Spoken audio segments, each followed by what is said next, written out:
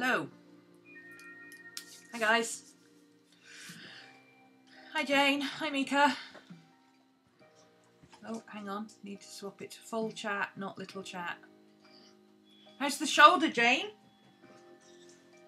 You doing okay? Hi Rach. Hello Mr. Boo. Say hello. Woo woo woo. Woo woo woo. No, he doesn't want to say hello. Hey Jen. Okay.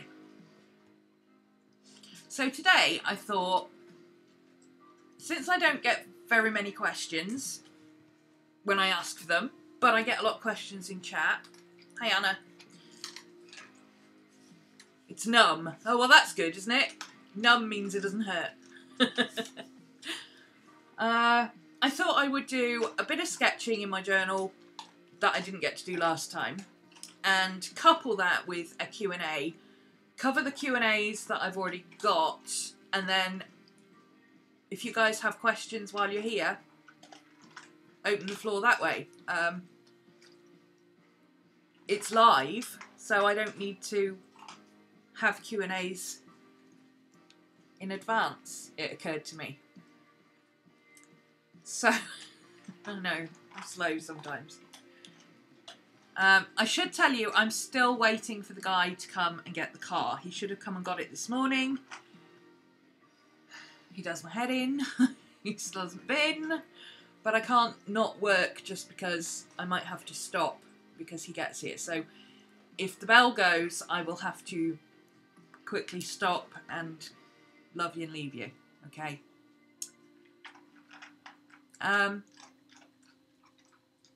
If you have a question as we're going along, or that you think of, put it in the chat in capital letters. Big letters. Shout it. Because otherwise I won't see it. Oh, I did see that one. Mika, I was wondering where can I find Hobonichi style simple drawing stuff. I tried to look it up but didn't really find a lot, just planning mostly. Miss Vicky B does that kind of stuff. Burgess Taylor does that kind of stuff. There is a girl on Instagram called Chotsky Bell who is brilliant at that kind of stuff.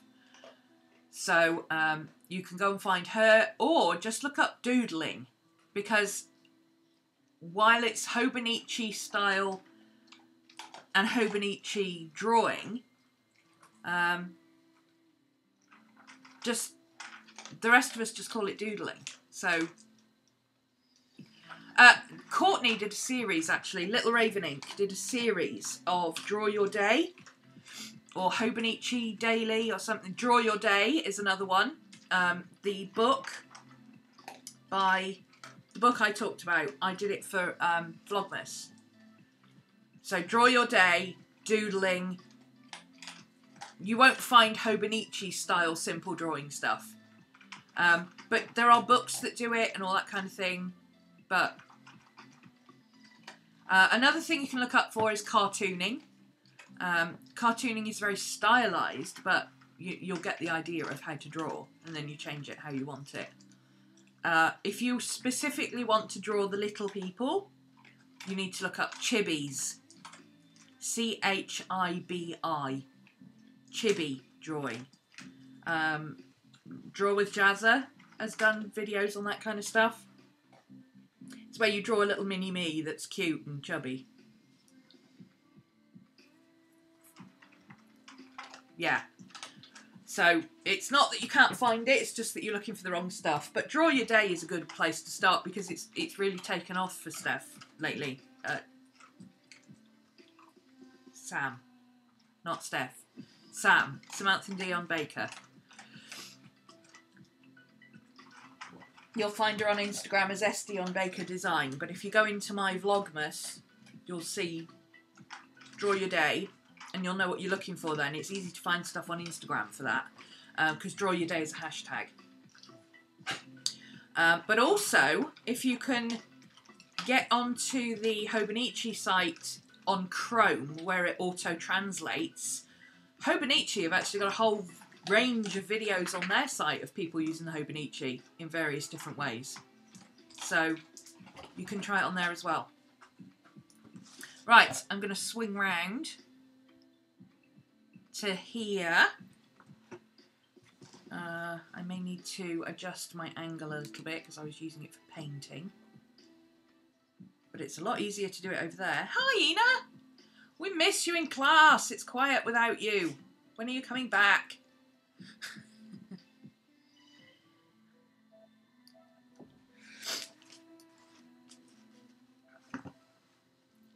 I haven't done anything in my journal since I did the other day, adding the extras. Did I do that on YouTube? I can't remember if that was YouTube or a class. I didn't have enough pages left, so I added some Final Facts pages. I chopped down up the holes and they fit this nicely. I added in a monstrous tip-in, which is basically an extra page, and I've got an extra thing there, which actually gave me an extra bit on the other side as well, which I've put a thing in.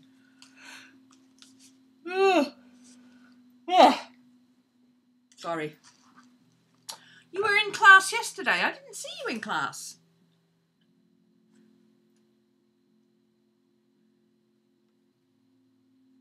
Oh! You're the person I need to apologise to, Ina. I'm sorry. I only realised after I closed all my windows that I hadn't been watching YouTube chat. And you were on the YouTube chat, weren't you, chatting away to us? And I'd completely forgotten. Because usually there's only Rachel in there. And Rachel was on Zoom, so it never occurred to me that I needed to keep an eye on it. I'm sorry.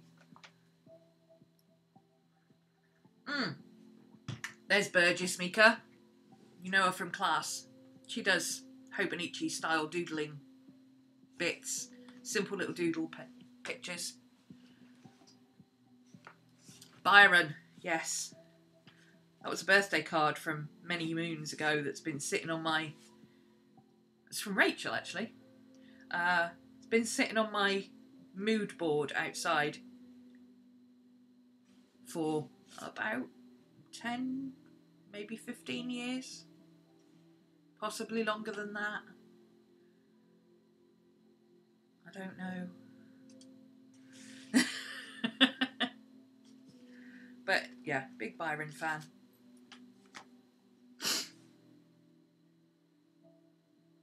And it's Burns night as well, so I'll probably do a Burns thing because I love Robbie Burns.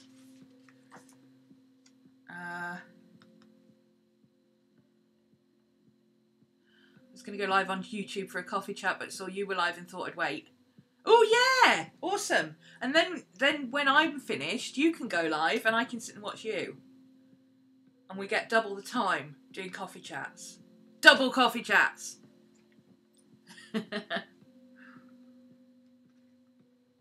Yeah, you feeling any better yet, Burgess?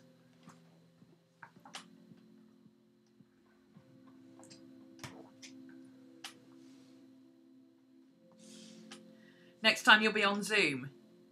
Yeah, we've only seen you on Zoom once because you've been... we had just started Zoom when you had to go off and do your seasonal work. So, yeah, we've only seen you once, haven't we? But yeah, come over on Zoom. Because you can chat on Zoom. You don't have to... You can do video, you can do audio, or you can do chat, or you can do all three, or any combination of the above. A lot of people do voice chat, or they do video and chat on the side. But you can do whatever you want. Which is nice, because some days you're just not up for being on camera. Anyway, I'm going to address some questions that I already have.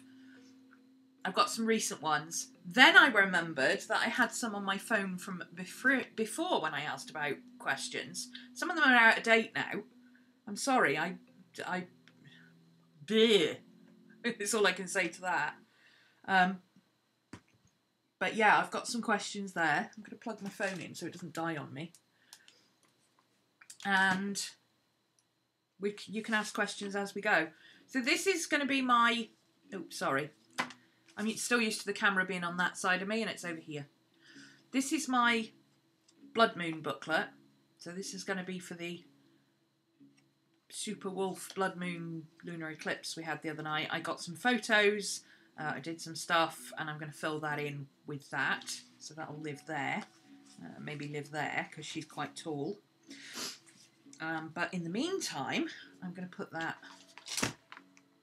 in here. Oops.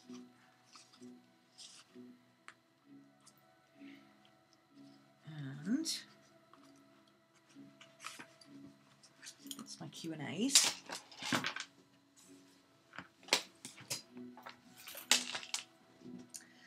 I'm going to sketch her. So hopefully that will work. I have to move these out of the way. There. Okay. So I'm going to sketch her while I answer questions, hopefully.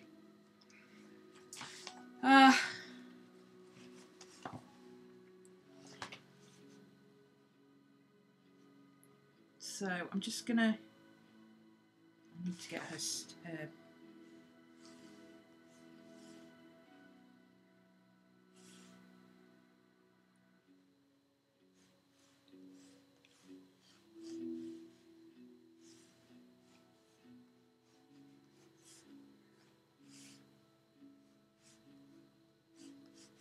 That'll do.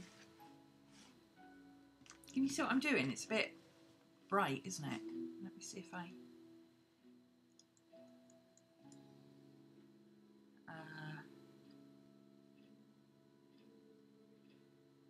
white balance.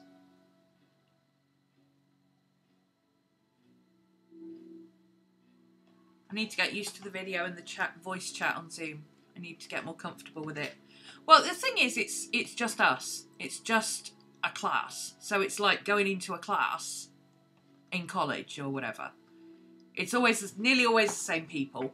It's very rare that there's new people in there. And it's just us. It's not like it's going live on YouTube for everybody or anything like that. It's just paying class members. So that should help. Sorry, I'm just trying to drop the white balance a bit and see if that helps with you being able to see what I'm doing. Whoops. No, white balance doesn't do it. But the brightness, dropping the brightness a little bit does.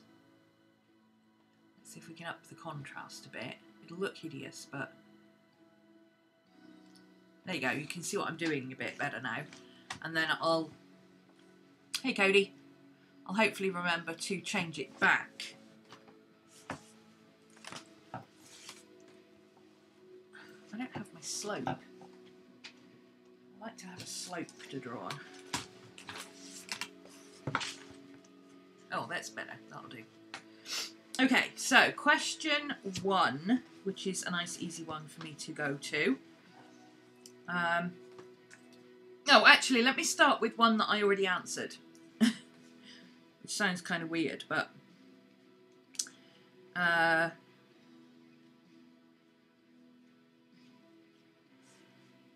it's Angie asked, what is your notebook or supply you'd love to get your hands on, your wish list item?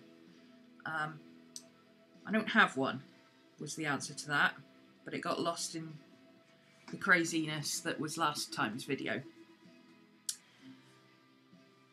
I did have one. My wish list item was getting an iPad and Apple Pencil so that I can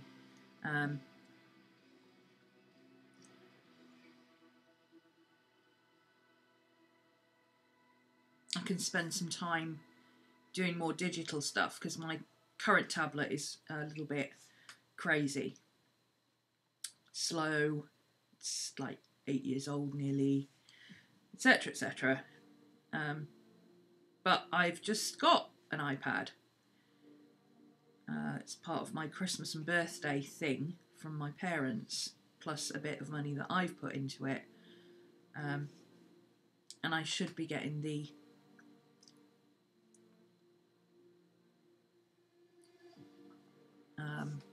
pencil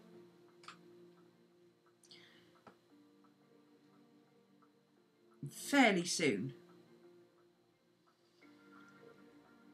So then I'll be able to get my digital drawing going again. Gosh, it's really hard to talk about something that's not... How weird. I talk all the time in my videos when I'm drawing, when I'm doing classes. It's not an unusual thing for me at all to talk all the way through a video. But trying to talk about something that is nothing to do with what you're drawing is actually quite difficult. My brain's struggling a bit. It's good exercise. Yeah, so that was my, I guess, my wish list item. But other than that, I don't have one. I'm not a... I was going to say I'm not a magpie. I am a magpie. I do go, ooh, shiny, that looks cool. But just because I say, ooh, shiny, doesn't mean I actually want it. Doesn't mean I'm going to rush out and buy it. Especially if it's expensive, because, dude. I'm not one of those people who has to have all the latest gadgets or, you know, whatever it is that's taking the community by storm right now in leather notebooks or whatever. I've got a leather notebook. I'm perfectly happy with it. I don't need to buy another one, you know. So I'm just not like that. Which is very boring for people who enjoy the hauls and things, but sorry, just not like that. Wild Magic Art, how long have you been on YouTube and what changes have you seen? Interesting question. Sorry, I keep moving and you can't see what I'm doing. There we go. Can you see me now? There we go. You can't draw, write, paint and talk. I can, as long as it's what I'm, you know, I could tell you about what I'm doing and why I'm doing it and talk you through the process of what my brain is doing. Hi, Jessie. But talking about something completely unrelated is actually quite difficult. I've never tried it before. It's weird. Anyway.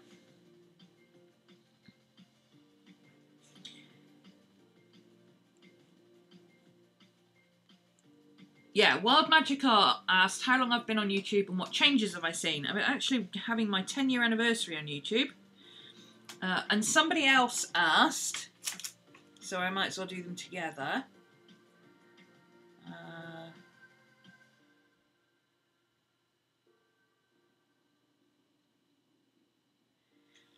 Shell BB asked, what made you begin on YouTube? What made you begin on YouTube? She asked a couple of other questions as well.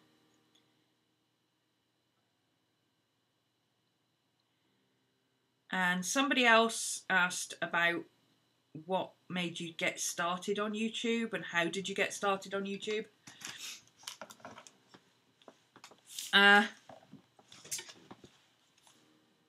Long story shorter, but still long. That's my way. I actually started doing classes. A lot of the people that I knew that were doing similar stuff to me had actually already been on YouTube, and I'd watched them be on YouTube and do YouTube stuff and get very successful on YouTube and then start running classes and suddenly disappear off YouTube. And I didn't want to be one of those people. I guess I didn't think it was fair that, you know, you start on YouTube and then you say, oh, right, now I'm going to start charging you for it and I'm not going to do free stuff anymore because I don't have time. I understand that YouTube takes a lot of time. It does take a lot of time. I've had to take breaks from YouTube, extended breaks from YouTube, in order to figure out what my classes were doing. But I started doing classes before I started doing anything else. I started teaching in 2007. Well, I started teaching in person in 2005, but I started teaching online in 2007. I launched my website in 2008, and I have to give kudos to Willowing, Tam Laporte, for that, because she was one of the people who encouraged me and helped me to get started. And I offered some free classes on her site, and her huge contribution to helping me get started and not having to have that expense as well, the added expense at the time of having to host your own stuff and finding stuff to host videos and places to put stuff when you weren't entirely sure it was really what you wanted to do. I just wanted somewhere to try it. And she gave me that opportunity. So, obviously huge thanks to Tam for doing that, because she at the time already had a website and she was getting started in it, and she helped a lot of others get started as well at the same time as she was. So we kind of all were in it together.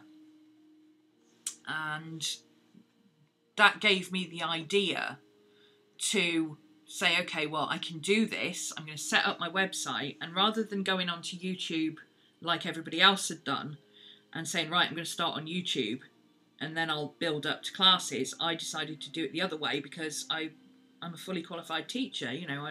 Teaching is not something that I'm in any way worried about doing. A lot of people say, oh, well, I don't know if I can teach, I don't know if I can do this, that and the other. But I'm a qualified teacher. It's what I came from. In my previous life, I was an IT teacher, an art teacher, and I used to teach things like digital planning to kids with learning difficulties, so that they could, learn to set up digitally what they needed and get reminders and things without having to manually think about. It's hard for kids with learning difficulties. Often struggle with timekeeping. So basically, I was showing them how to use the technology that they were getting, because a lot of them had laptops or phones or whatever that they were allowed to use in college to organise their time. And I was showing them how to do that digitally, so that they had, an alarm would go off 15 minutes before their class, so that they didn't miss their class, because they knew they had to get to class. They just weren't able to regulate their own time and say, well, I've got to go and do this, So I already had that background of teaching, just like Tam did. So I set up my classes first. I put all my energy into getting my classes up and running. And because I was on Tam's site with several other people we all did free classes on Tam's site for quite a while, so that people got to know us. So when we said, right, okay, we're going to do our own classes, or we've got our own sites set up now, and we were all above board with it. It wasn't like Tam said we could use her thing and we all did that and then we all upped and left her, It wasn't like that. We did it that way specifically. She offered, and everybody was aware that we were doing a free class for Tam, so that we could get our feet under the table with doing classes and getting time to set up our own sites and stuff like that, because at the time we didn't have the resources. So it wasn't anything nefarious. Tam is still one of my friends. I don't get to talk to her anywhere near as much as I would like these days, because we're all busy people. Hello! But she's still one of my favourite artists and a big inspiration. Scooby-Doo. So I set up my class site and I started running my classes. And then in 2009... Hi! I started YouTube... I started YouTube actually as a part of my marketing strategy. I thought, well, if I offer bits and pieces on YouTube for free, that shows people what I can do. It brings new people in, and there's going to be people who go, oh, actually, I like what you're doing here. I'll come and take a class with you, because that's how it works for me. I see people on YouTube. I saw Anna's book on Vicky's channel, and I went, damn it, I have to have one of those. I see classes and I say, oh, that class looks really good. That's how I found by Bun. Congrats to Bun and James, by the way. If you haven't seen Bun's latest news, go check it out over on her Instagram. Hashtag Bun in the oven. Yeah, that's how I found Bun's classes, which I really enjoyed and I learned a lot from. It's because I found her on YouTube and went, oh, I like what she does. And then I hunted around and found that she did classes. So I started doing YouTube on the 22nd of June 2009. So 22nd of June this year will be my 10-year anniversary. What changes have I seen on YouTube in that time? Ooh, lots. Lots and lots. This is on YouTube as a creator. Obviously, I was on YouTube way before that as a viewer. So as a viewer, I've seen a lot of changes. A lot. As a creator, I don't know, there hasn't been that many changes. You know, there's always a big uproar when there's a big change. There's always improvements. There's always changes in the way things work. I guess lately the big one was the change in the way the ad revenue worked, which a lot of people were not very happy about. But, you know, I came from a time when the way the ad revenue works now is how the ad revenue worked when I started. And suddenly it got really good and there was a huge influx of lots of people doing lots of things on YouTube, and it became, you know, if you could get to 1 million followers, you were earning quite a decent amount of money. And then all of a sudden they went back to the old way and everybody complained about how they were losing money all of a sudden. I've never treated it as a source of income. It's a source of extras. My Twitch income pays for equipment upgrades. My next equipment upgrade will be getting an external mic. You'll all be pleased to know. I just got a third camera. And my next one is an external mic as soon as my next Twitch payment comes in. And my YouTube payments, I specifically put aside for purchasing products. Either for books for review here or... sorry, I thought my music had stopped. Stuff that people ask me to review. Stuff that I want to try. You know, basically... the money I earn from YouTube goes back into YouTube. Either stuff that is things that I use on YouTube all the time, like, you know, my journals and stuff, obviously, or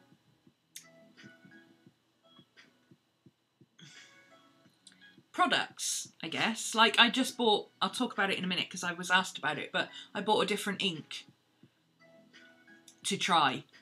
You know, that sort of stuff. I try and put each revenue stream back into where it comes from. So Twitch is my creative outlet. I paint and do what I want over there. And that income is specifically put aside for equipment upgrades, which benefits YouTube and classes and everything else. YouTube is specifically put aside for things like product stuff and giveaways, reviews, books, that kind of thing. That I can share with you guys. And then my class stuff, obviously, is my main source of income because, you know, mama's got to eat. People don't like it when you say things like that, but, you know, I'm terribly sorry if I have my dream job and the way I earn money to put food on the table is, you know, this. But that's what I do, okay? It's not a very popular thing to do, is to say, well, you know, this money is actually going towards paying my bills and keeping a roof over my head. But that's what it does. It's my job. Maddie's funny 5 minutes. It wasn't Maddie, actually. It was Scooby having a funny 5 minutes there. Although I think Maddie was having bed zoomies there for a second.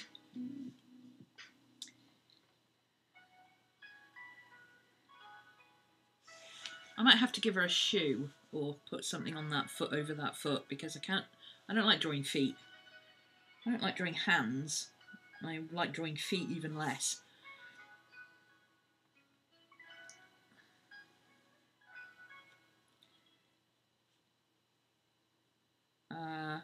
Other changes. I guess the biggest change, to be honest, has been in the attitude of the people on YouTube.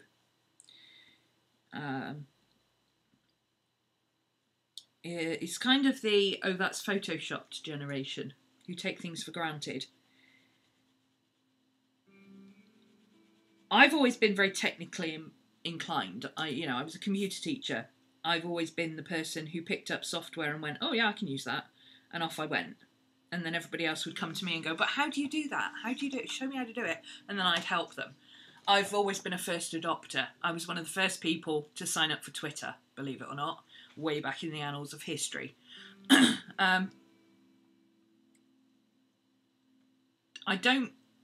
I'm always willing to try new things. I'm not one of those people who's like, oh, well, we'll see how it goes, don't want to move.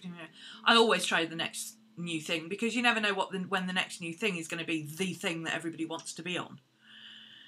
And part of my job is engaging with social media and staying up to date with it.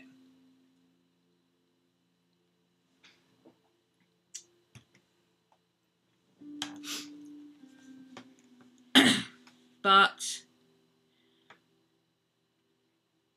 that's just how I've always been. You know, I was a gamer as well. I still am a gamer to a certain extent, although I don't have so much time for it these days.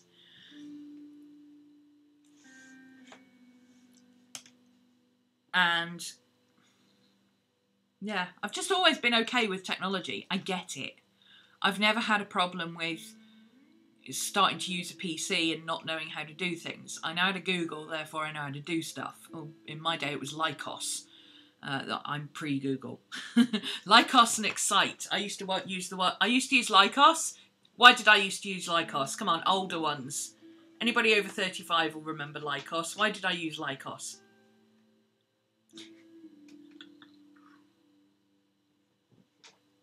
I used Lycos because their logo was a black lab.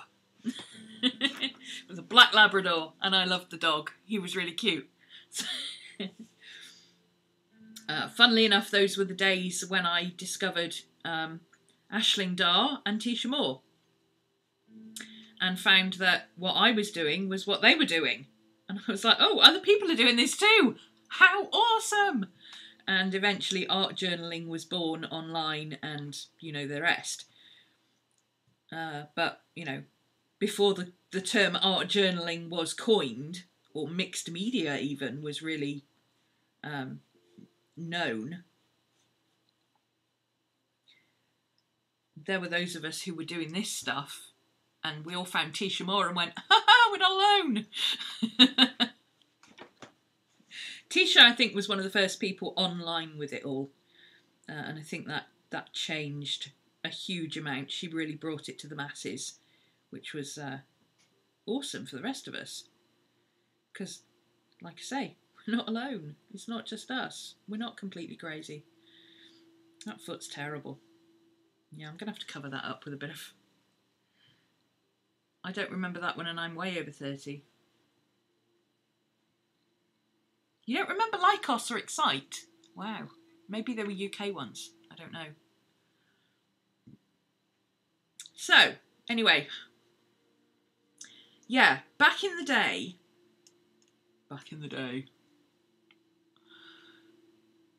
the people on YouTube, watching YouTube, were early adopters of technology and social media. And they understood how hard it is to do YouTube. Or how hard it was then to do YouTube. It was so hard to find even editing software for a PC, because editing and video was the realm of Apple Macs. And if you didn't have an Apple Mac, trying to edit video was so hard. So hard. And Apple was so expensive for the average person that you just couldn't do it.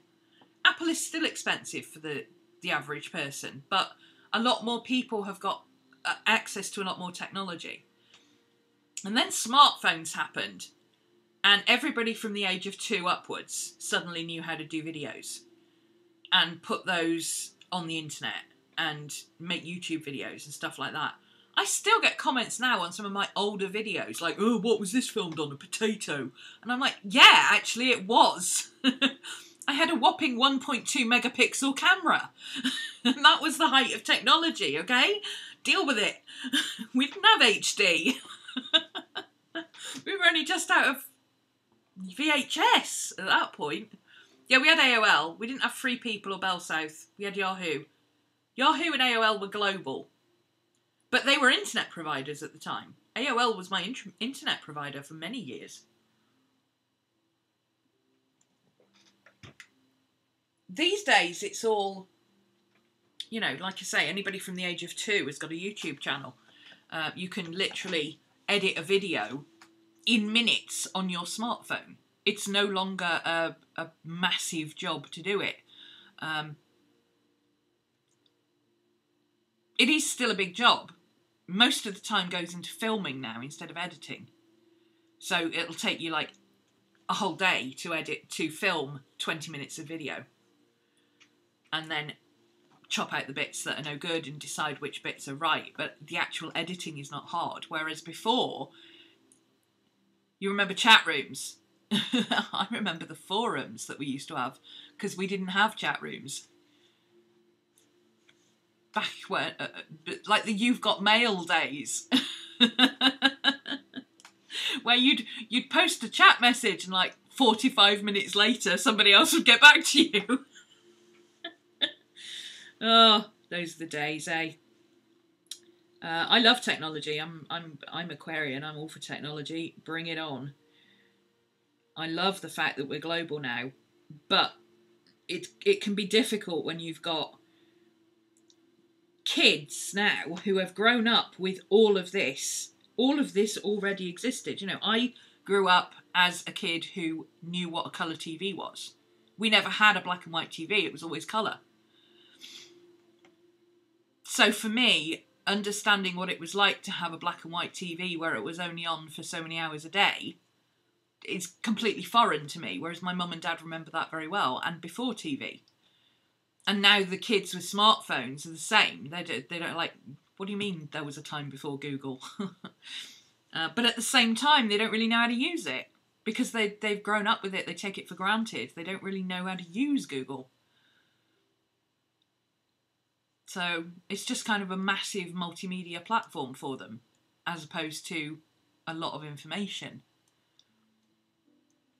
So on one hand, you've got people who've been left behind by technology, who actually would like to do it. I get a lot of questions from people saying, how do you do this? I don't know how to do this.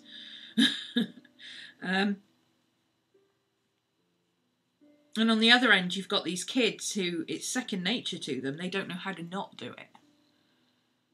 So that's a huge change. And dealing with the difference, you know, one of the big differences I notice is that older people have a lot more patience for watching longer streams, longer videos. They like these kind of videos where, you know, we chat, and it's like a get together, and it's like going out for coffee with all your buddies and having a craft or a crop together, like we did in the old days.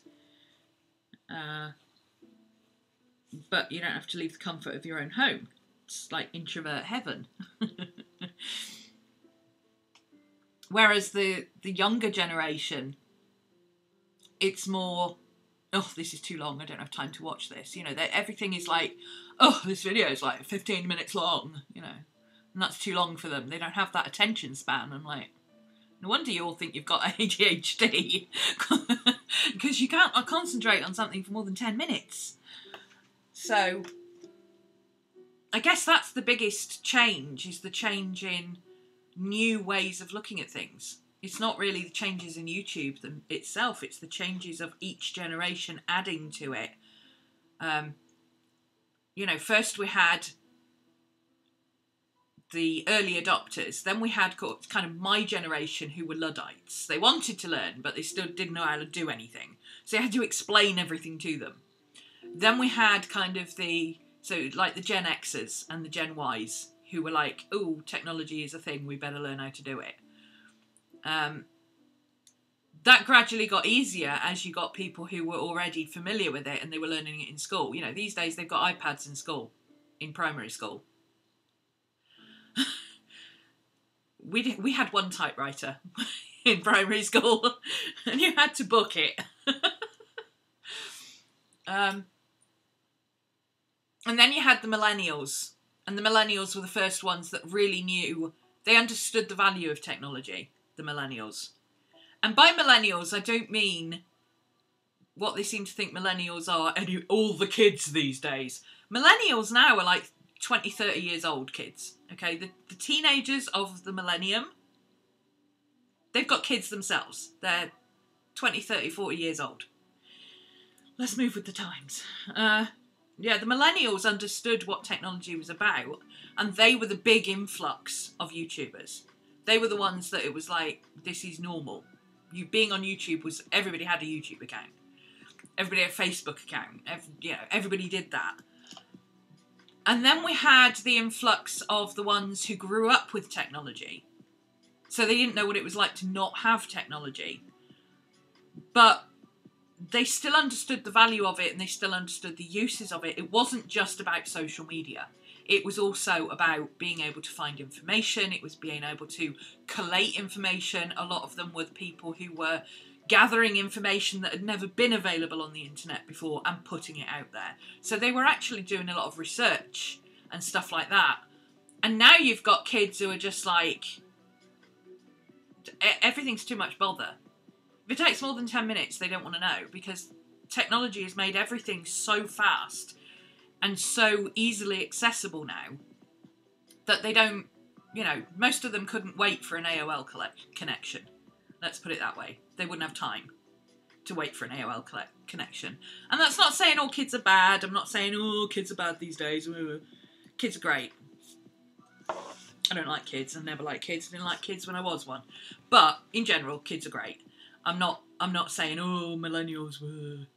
I'm just saying that it's a different attitude.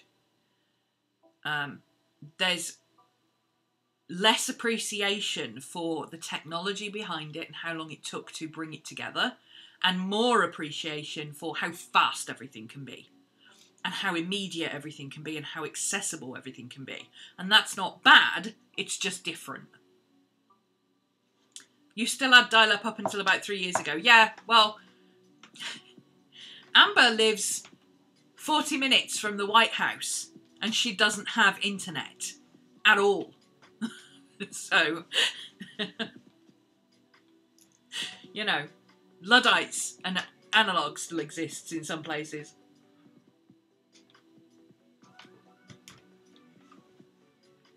But yeah, I think that's the biggest difference, is the change of audience for a creator. It's not actually the changes that YouTube makes.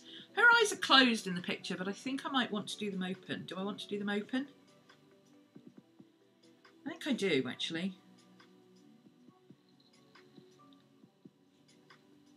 Yeah, let's give her open eyes.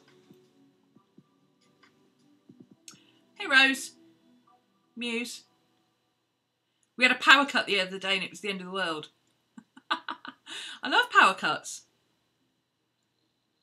Because even now, like, I remember my dad doing it when I was a kid, when we used to have regular power cuts. Now we just have occasional power cuts. It's like, whoa. We had a power cut in the summer for the first time in, it's got to be a decade since the last time I remember having a power cut. Because everything's monitored digitally these days. They know. They preempt it and they swap grids, But when I was a kid, power cuts were a regular thing. Especially when they swapped power stations. Or if they ran out of coal, as often happened back in the days of the miners' strike in the 80s. But the first thing my dad would do was like, oh, TV's off. I'll go put the kettle on then. No, Dad, we haven't got any electricity. You can't do that. And we didn't have a gas cooker. It's one of the reasons, actually, we grew up with purely electric, and that's one of the reasons I insist on having a gas cooker, even though I don't use it. It's because even if there's a power cut, I can still cook, and I can still make hot water for coffee.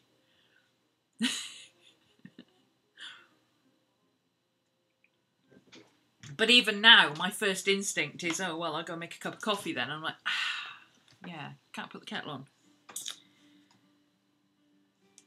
Right.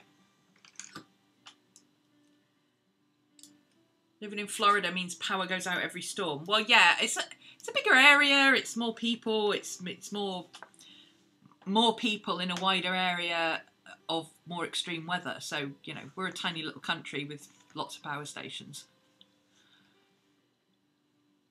I'm not really reading chat. I'm just kind of catching things as I see it go by.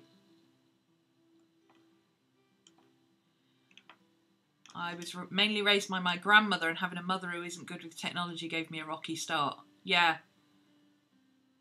See, my parents, my dad's an electrician. He's not an electrician, he's an electrical engineer. My granddad was a mechanical engineer. So I grew up around people who were all for taking things apart to see how it worked and then putting it back together again to see if it still worked afterwards. I vividly remember my grandfather fixing my gran's brand new, well, it wasn't brand new, but needed repairing steam iron.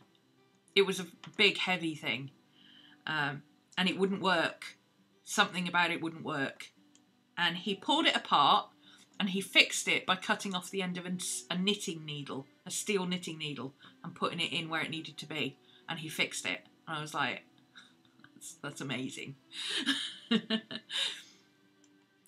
But, you know, I grew up around people who were problem solvers. My dad's electrical engineer, like I say. My mum is just good with stuff because she follows the instructions. She knows she doesn't know how to do things, so she reads the instructions.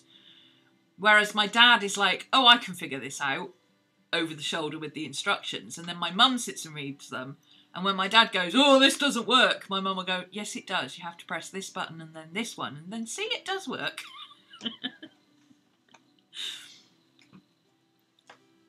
And I think I picked that up off my mum. I'm completely fearless when it comes to technology or anything like that. Software, I'm in there, you know. You can't do anything really bad with technology. Especially now, it's all got safeguards. I mean, there was a time when the worst thing, the only bad thing you could really do to mess up a computer was either allow it to get a virus and not deal with it. Or unplug it while it was doing something. That was a really bad idea, unplugging a computer while it was doing something. But, you know, these days, that's how you fix a computer. If a computer doesn't work, you turn it off and switch it back on again.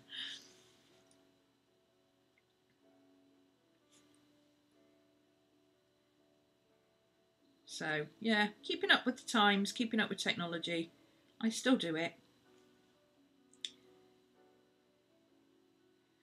But I'm not afraid of it, so that helps. But I'm gradually seeing more and more people who are not afraid of it. And who are quite happy to, you know, jump on in there and see what happens and have a go. Whereas back when I was teaching at college, it was like, ooh, I don't want to touch that. I might break it, you know.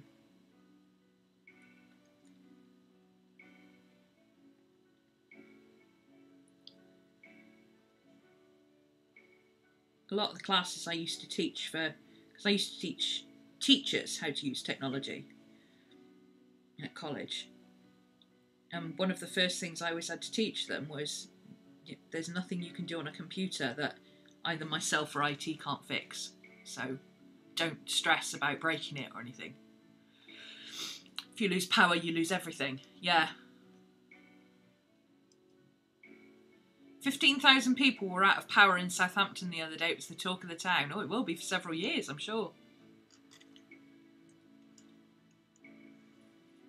I need to read things through and figure out how it works before I do something. Yeah, there's nothing wrong with that. It's just a different way of doing it. I'm more of a, let me play with that and I'll figure out not only what it can do, but what you don't know it can do yet kind of person. You know, I like to play and I like to try things out, and I like to see what something can do. I like to see if I can break stuff. It's a challenge to me.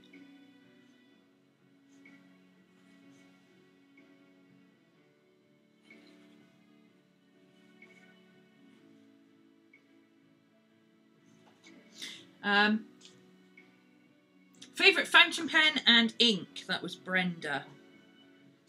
I know she knows the answer to this, and I know that she's just asked because she'll think it's funny, me answering. Because, you know, there's all the... Oh, do we need to pee? Do we need to potty? I'm getting the looks. They're all staring at me. Hang on a minute. I need to let the dog go for a pee. Come on then. Come on then. Quick, quick. Quick, quick. I know, I hear you. Hi.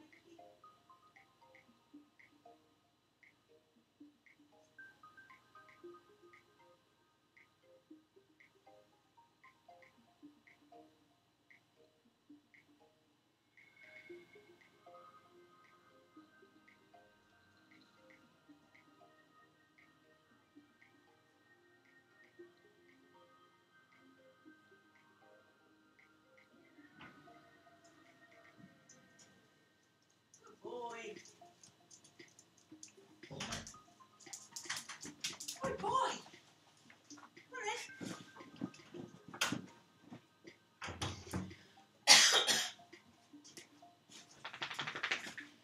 Good boy. You happy now? Yes? Good boy. Okay. Hi, Bubsy. Sorry, when the puppy's got to go pee, the puppy's got to go pee. Fountain pen and ink. Right. Up until recently, this was the only inks that I used, the platinum carbon inks. I have not gone off these inks. I still use them. They're available in 4 colours: black, blue, sepia and rose. And they're really nice inks. However, what I found is, these are Japanese inks, by the way. What I found is that they're really hard to get hold of lately. I don't know why, because Platinum is an established company.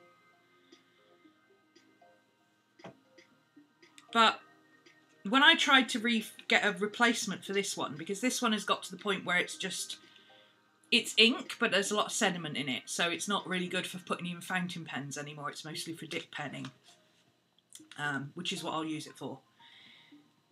But I was trying to find a replacement. When I bought this one a few years ago, it was £8. I can fix my white balance now, can't I? There we go.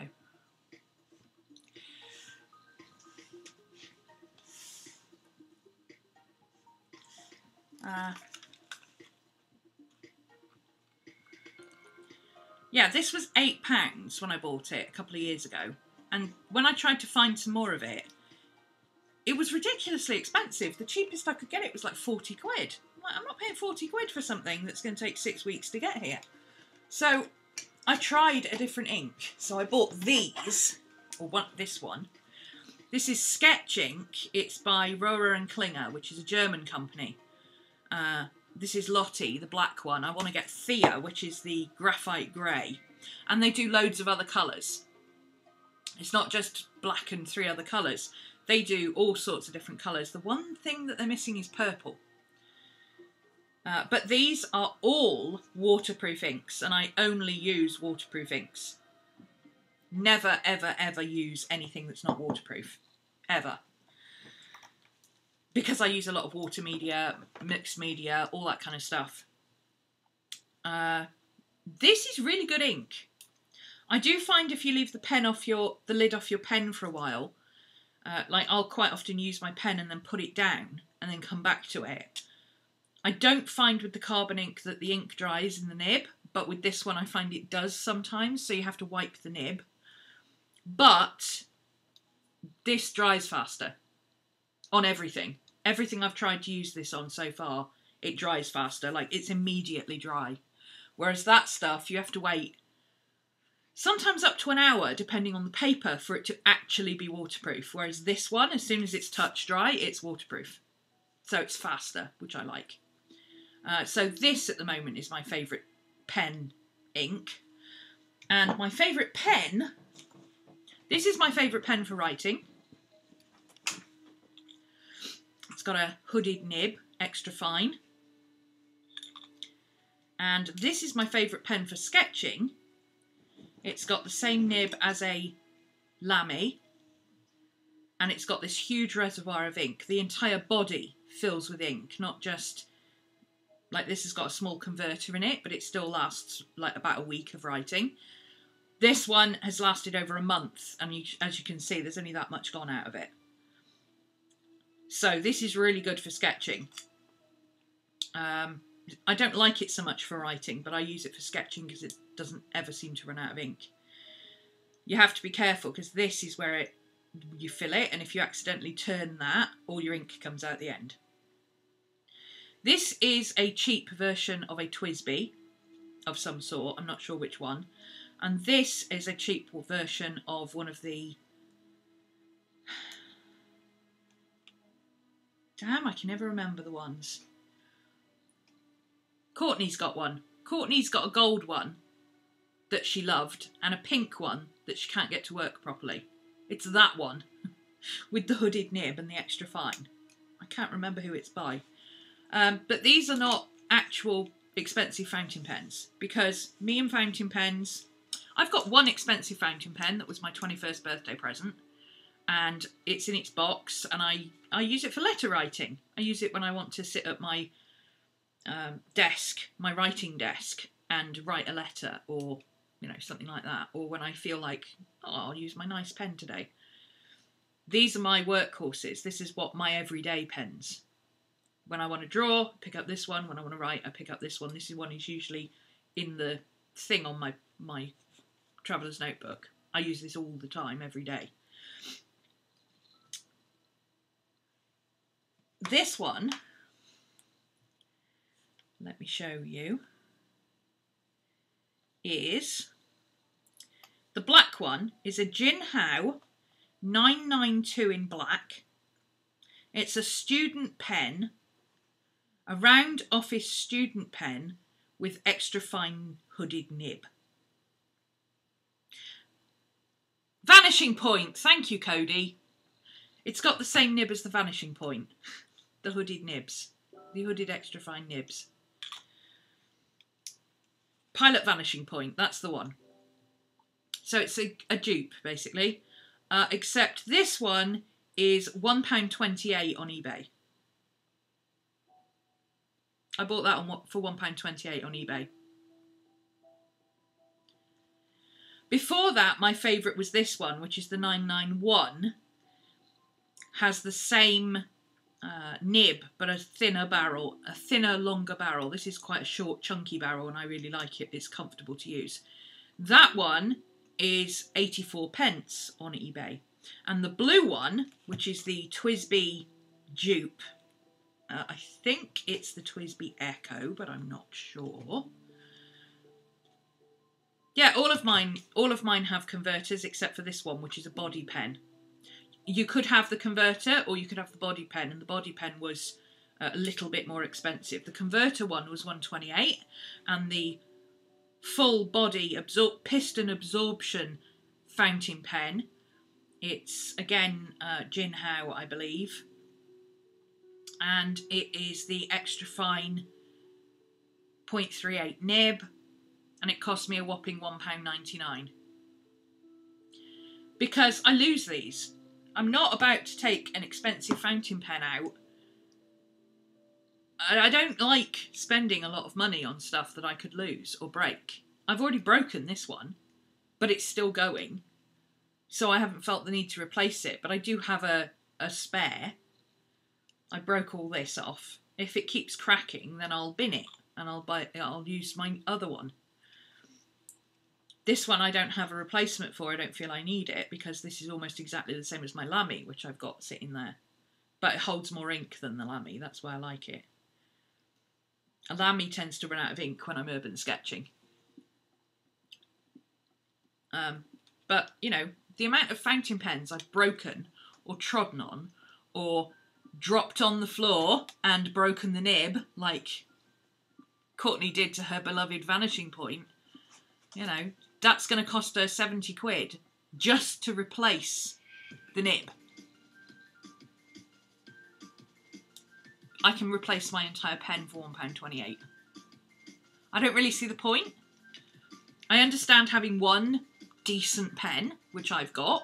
My Papermate pen is beautiful. I love it. But I've got a decent fountain pen. I don't need any more. I'm not a collector or a connoisseur or anything like that. I know if you're into that stuff, then you want to collect as many as you like. You want to collect all the things. But I don't have the Pokemon gene. Oh yes, my Platinum pen. That's here. I use that for fine drawing. The Platinum desk pen. The really long one that I cut off. Rogue Ivored it. Yeah. I take that one with me with this one because this one is very good, but it's not very good for fine detail, whereas the little one is really, really good for fine detail. But again, it's a £10 pen.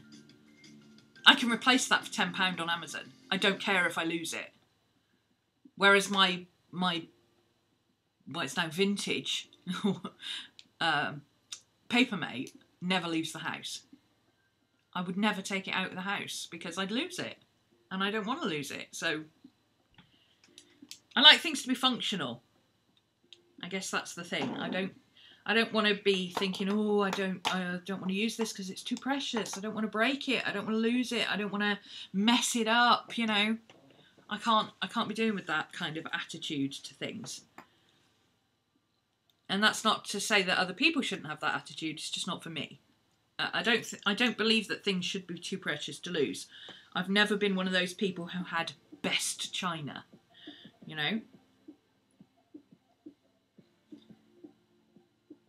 In my house, the only extra china we had was the Christmas china, and that was because it had Christmas motifs on it.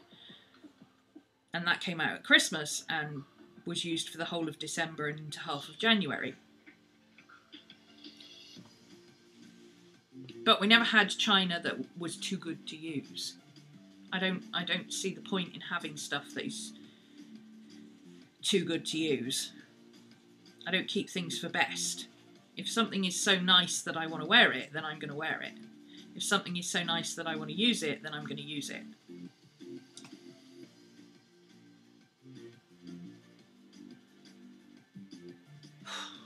I'm so slow at this.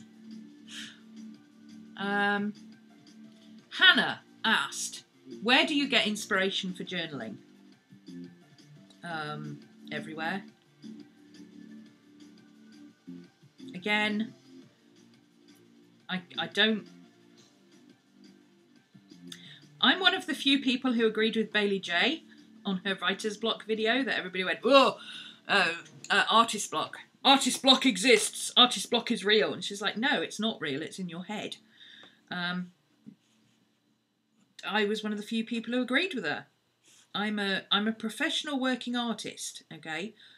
I cannot afford to have art block. I have days where I don't feel like doing anything, but, you know, we all have days where we don't feel like doing anything. People with the best job in the world, you know, I am sure that little lady who does the panda nannying in the zoo, you know, and we all went, oh, that's the best job in the world. I'm sure there are days where she gets up and thinks, God, I really wish I didn't have to go in and fight pandas this morning. You know? It's all a matter of perspective. And it's all about how you feel that day. I don't know if it's I don't have the luxury, or I don't allow myself the luxury, or I just don't have a brain that works like that. I don't know what it is, but I don't get art block. I have days where I don't want to make art, but that's not the same as art block. I don't understand really how anybody can not be inspired. If you want to draw, you know, I get a lot of people say, oh, I want to journal, but I don't know what to journal about. So I've got journaling block because I never know what to journal about. I'm like, well, if you want to journal, you'll just journal.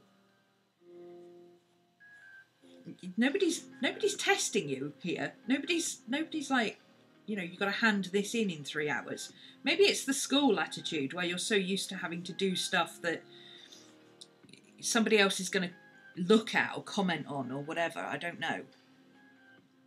But how can you not know what to journal about?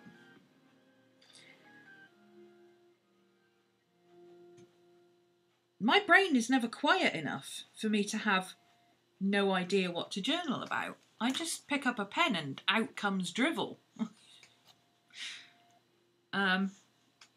Is it possible that people are looking at it and going, oh, well, you know, I get a lot of comments like, oh, my life's not interesting enough to journal about. Well, my life's not interesting enough to journal about, but I don't journal about my life. I don't do the whole, oh, I got up this morning and I made some breakfast and I did this and I did that and then I went out and did this. You know, that's not journaling to me. Journaling is writing about your thoughts and feelings and ideas and dreams and, you know, what do you want to do? Who do you want to be? How do you want to, you know, what happened when such and such, how did you react to this and why? And that to me is what journaling is about. It's not about, today I got up and I had beans on toast for breakfast. So I don't know, maybe it's misunderstanding the whole supposed to journal about things. What are you supposed to put in a journal and all that? I keep all sorts of things in my journal. I've got ideas in here. I've got sketches. I've got, you know,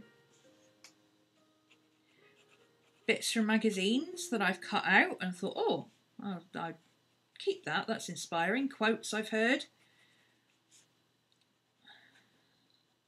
I don't understand how you can not be inspired, because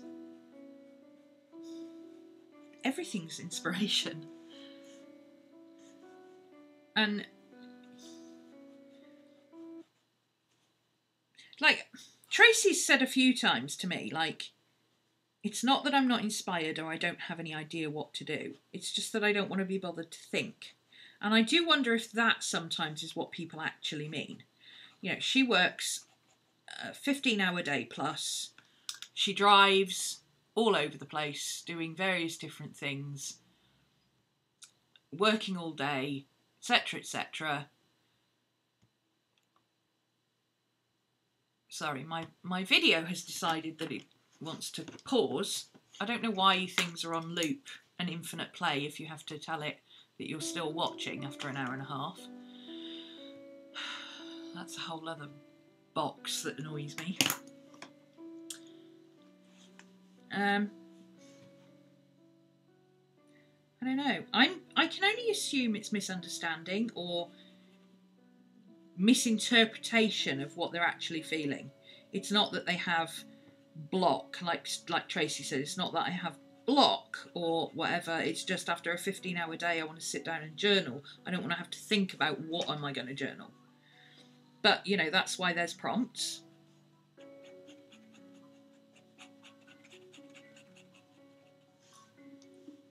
It's a plethora of journaling prompts online. Absolutely. The journaling prompts all over the place. You just got to go on Pinterest and look for them. In fact, you don't even have to go on Pinterest. Just go on Google and put in journaling prompts. And if you want something specific, like do I want an art journaling prompt, or do I want a written journaling prompt, do I want a fun one, do I want one about memories, then that's all you put. You just qualify your search and say, well, okay, I want a written prompt about memories. Google, written journaling prompts, memories. Millions of pages. Granted, the first couple of thousand will be on Pinterest, but they're still journaling prompts.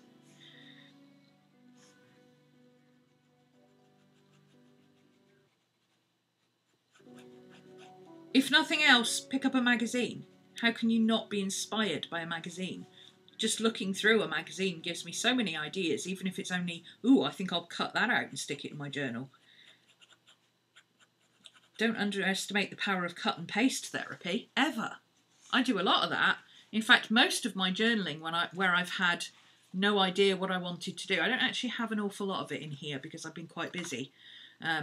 But, you know, where I've got the itch to do something and I want to do something, I'll just flip through a magazine and go, oh, I like that picture. I'll do something with that. Oh, I like that bit of writing. Oh, 40 things, you know, simple lists, 40 things that all kids of the 80s will remember.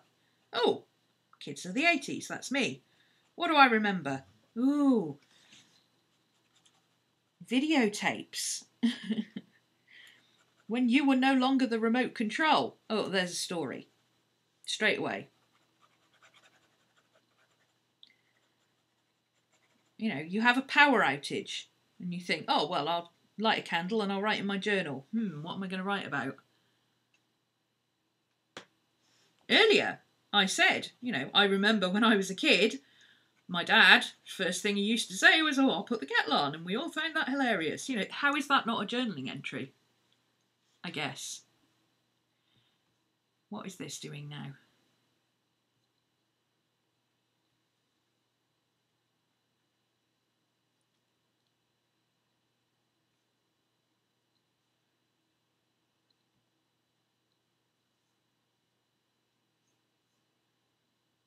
Sorry, my playlist is playing up.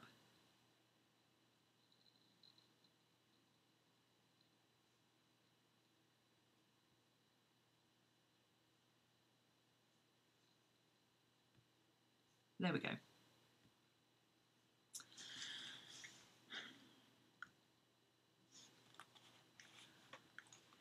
I journal about tarot. It's the easiest way for me to learn about it. Yeah, well, you can journal about anything that you're learning, you know.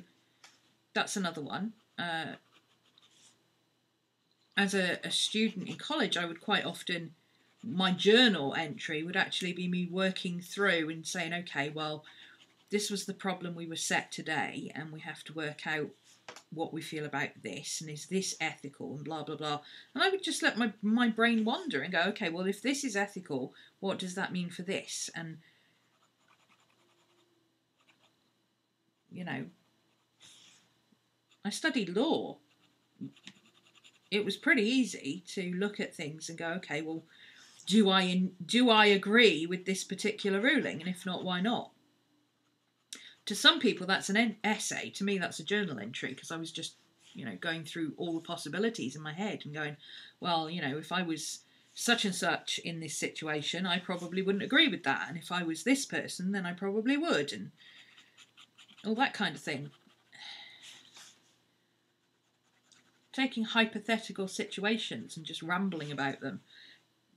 Taking memories, that's a good one, is you know, when you remember something, how many times during a day does something that you do or hear or think about remind you of that time when?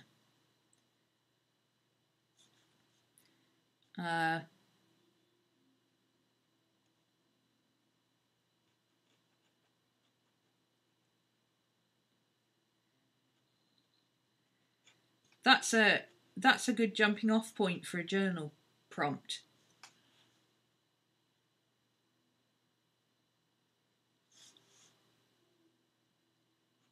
I remember when. Today I was cooking this thing in the microwave and I smelt something and it reminded me of that time when. That's a journal entry.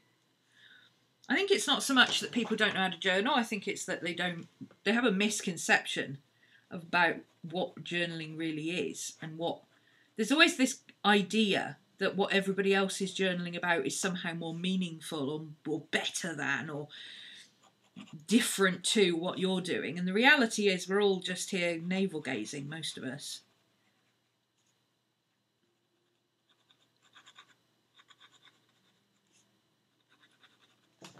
There's a good quote from a YouTuber, actually, where she said, her videos have gone, actually. I don't know if what happened to her, but all her videos are gone. But she said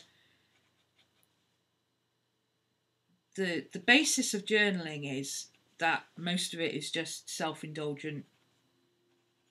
I think she called it self-indulgent wankery, which she's Australian, so, you know, probably means something different where they come from. But yeah, it's basically just self-indulgence.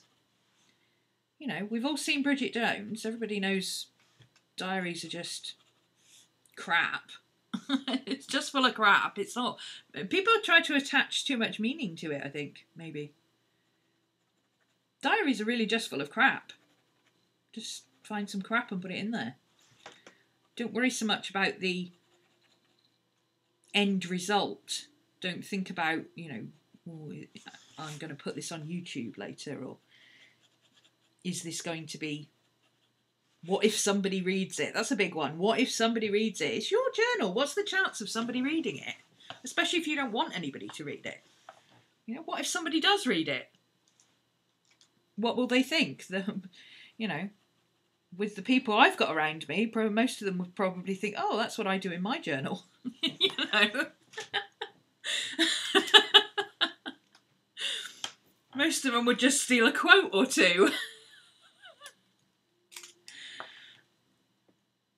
Yeah, maybe it's a misconception about where inspiration comes from and what it is and how it works. I don't know.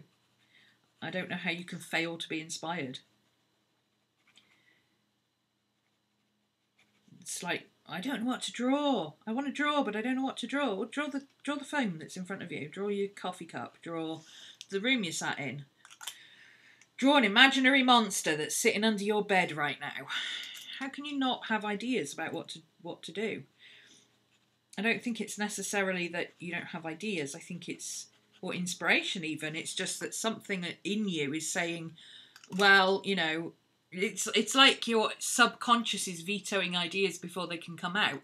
Your inner thing is going, oh, I could draw the monster under my bed, and then this voice, almost without you knowing it even, that the conversation happened, this voice goes, oh yeah, but you can't draw. You can't draw from your imagination. You won't be able to do that.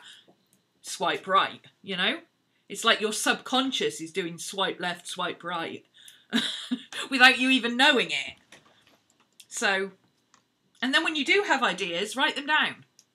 You know, when you're standing in a queue in the shopping, in the shop, and you think, oh, I know what I could do in my journal later. I've had an idea. Oh, I've just remembered such and such. I could write about that later. Grab your phone, open the Notes app, and write a note to yourself and say, right, next time I'm stuck for a journaling prompt, I'm going to write about this. It takes 2 seconds. It takes no longer than it does to text.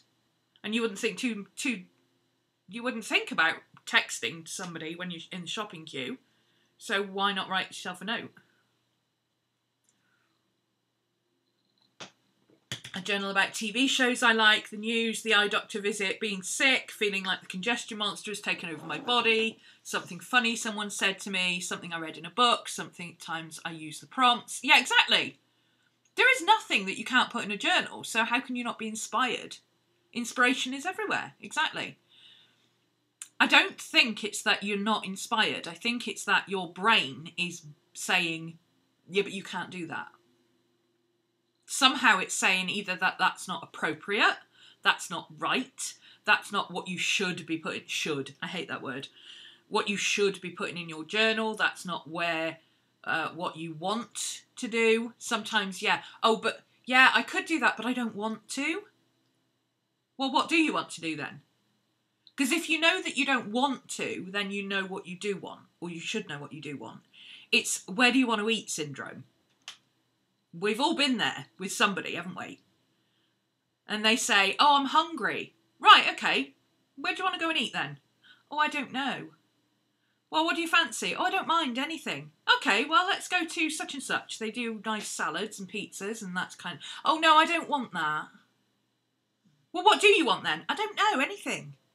Well, you just said anything and I suggested this, gave you 3 options and you were like, no, I don't want to do that. So are you really hungry or are you just bored? I don't know. Anyway, moving on. Nobody said this was going to be a quick video. But yeah, oh, I would love to hear your thoughts on inspiration and where to find it. If you really desperately need inspiration, look up a journal prompt and go for it. And don't be picky about what prompt it is. Just pick a prompt, and if you haven't written about it before, do it. Don't sit there and second guess it and go, oh yeah, but I don't really feel like doing that. Because that's, you know, where do you want to eat syndrome. Where do you find it? Just pick up a magazine, pick up a book, open a web page. Open your last text conversation with your mum and scroll through and see what she said and use inspiration from that.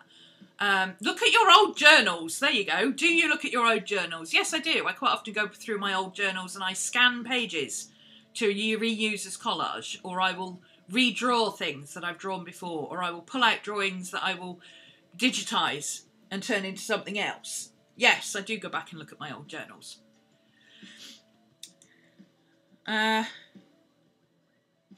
Let me quickly scan up through and see if there's any more. Oh, can you build up an art supply and not pay a fortune and still get quality stuff? Yeah, eBay and Amazon. Look for deals. Put things in your Amazon wish list, in your Amazon basket. Turn on notifications for basket items, and as soon as something comes up on an Amazon deal and it says, oh, you can get 10% off this one. Oh, this has dropped by 5%. Go and get it. Look on the marketplace. I never pay full price for anything. I use Amazon Prime a lot and I pay full price on Amazon, but only if the cost of getting it and the payoff of having it tomorrow is more than the saving of saying, well, I could get it for 3p plus £2.50 postage, but I'd have to wait 2 weeks for it to get here. Look on eBay.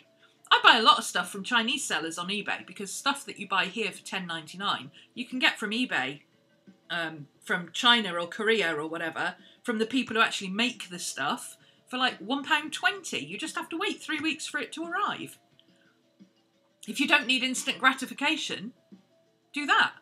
Go on, there's Facebook groups that do swaps, or, you know, people who offer art supplies that they've got too many of. You know, a lot of the people who do Patreon, I know Little Raven Ink does it. She's got a special thing for people who want to swap art supplies. Where the rule is, if you're not using it and you know you're not going to use it and you don't want it, then you sell it on to another user in your country for a reasonable price. And you put that money towards something that you want. Because getting £5 for it is better than having it sitting in your stash doing absolutely nothing. It's costing you space, it's costing you emotional drain, because you know it's there and you know you're not using it. What do you play when you have time? Oh, you mean like games? I like Torchlight 2 and I like Diablo. I still play Diablo. I love Diablo. I can lose days playing Diablo. When I was a gamer, I used to play online games. I used to play RPG games, and I used to mostly play World of Warcraft, EverQuest, and I used to be a beta tester because I was into electronics and I built my own computer and all that kind of stuff.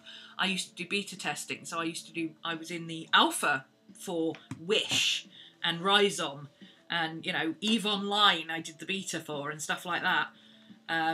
Back in the day, as it were. I tested a game called Rubies of Eventide that was an independent game. All that kind of stuff. I did play Lord of the Rings, yeah. Not for very long. I was in the beta and I didn't enjoy it. I played Dark Age of Camelot for a very long time. I was often a guild leader, usually an RPG guild. I'm an RPGer, I'm not a gamer. That's why I used to get into a lot of the betas, because I would say, you know, I'm technologically capable, I understand how to test and report bugs and this, that and the other, I've done this, that and the other and here and etc, etc, this is my rig.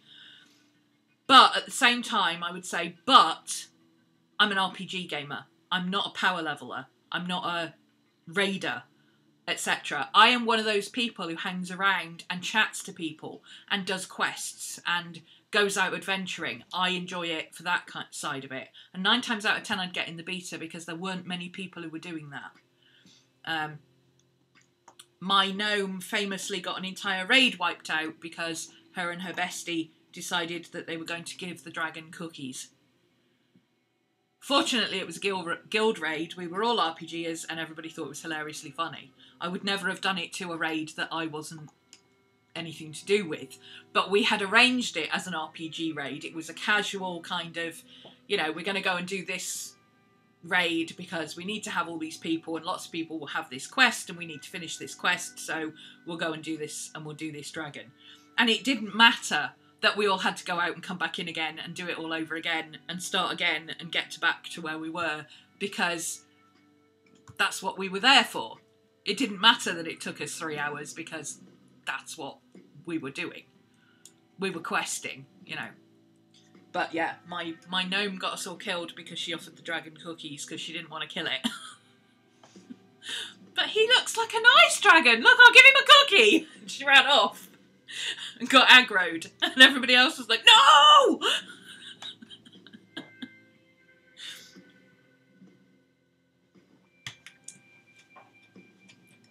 Dragok's Lair. No, it was the one in, it was in EverQuest 2. It was in the Lava Realm.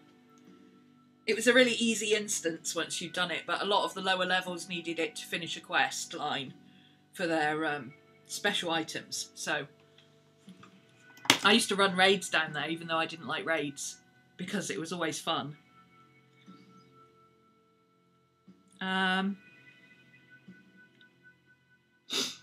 Little Prodigy asked, I've been curious since I saw your last journal update. Thanks, experimenting with books, figuring out what I like to use. Thanks for the inspiration. For the Q&A, I like hearing about the puppies. I'm not sure if you've ever talked about this and I happened to miss it. I'm curious how you came to adopt Maddie and Scooby. I did a whole video on this just before Vlogmas. 23rd, I believe? Leroy. Yeah. Oh, I'm a Leroy. My gnome is a Leroy. Except Leroy was an idiot. But we did, like we used to do, I wrote an entire version of the Christmas Carol for the RPG characters in my guild. So their characters played themselves as those characters. It was awesome. And we videotaped it. It was like 4 hours long. And we built a stage in the guild area. We had RPG in role-playing. We had 6 weeks before, we had all the carpenters in the guild building the stage. That's how into it we were. But you lose large chunks of your life. And since I've gone to self-employed rather than a job where I literally turned up at 8 o'clock, went home at 4 and I didn't have to do anything after that, obviously, you know, I'd grab some food and then I'd game till midnight. Pretty much every day. That's what I used to do. I loved it. But now I can't afford that kind of time. So I play Torchlight mostly, and I don't play online games at all because I get too engrossed in it. And 17 hours later, I suddenly realise I have work to do. I'm always working, but my work is my hobby. It's what I enjoy doing. So somebody said, was it Grace, asked, do you have a separate area? You said you're always working, but do you have a separate area for your work and what you don't do is work? Because that would help.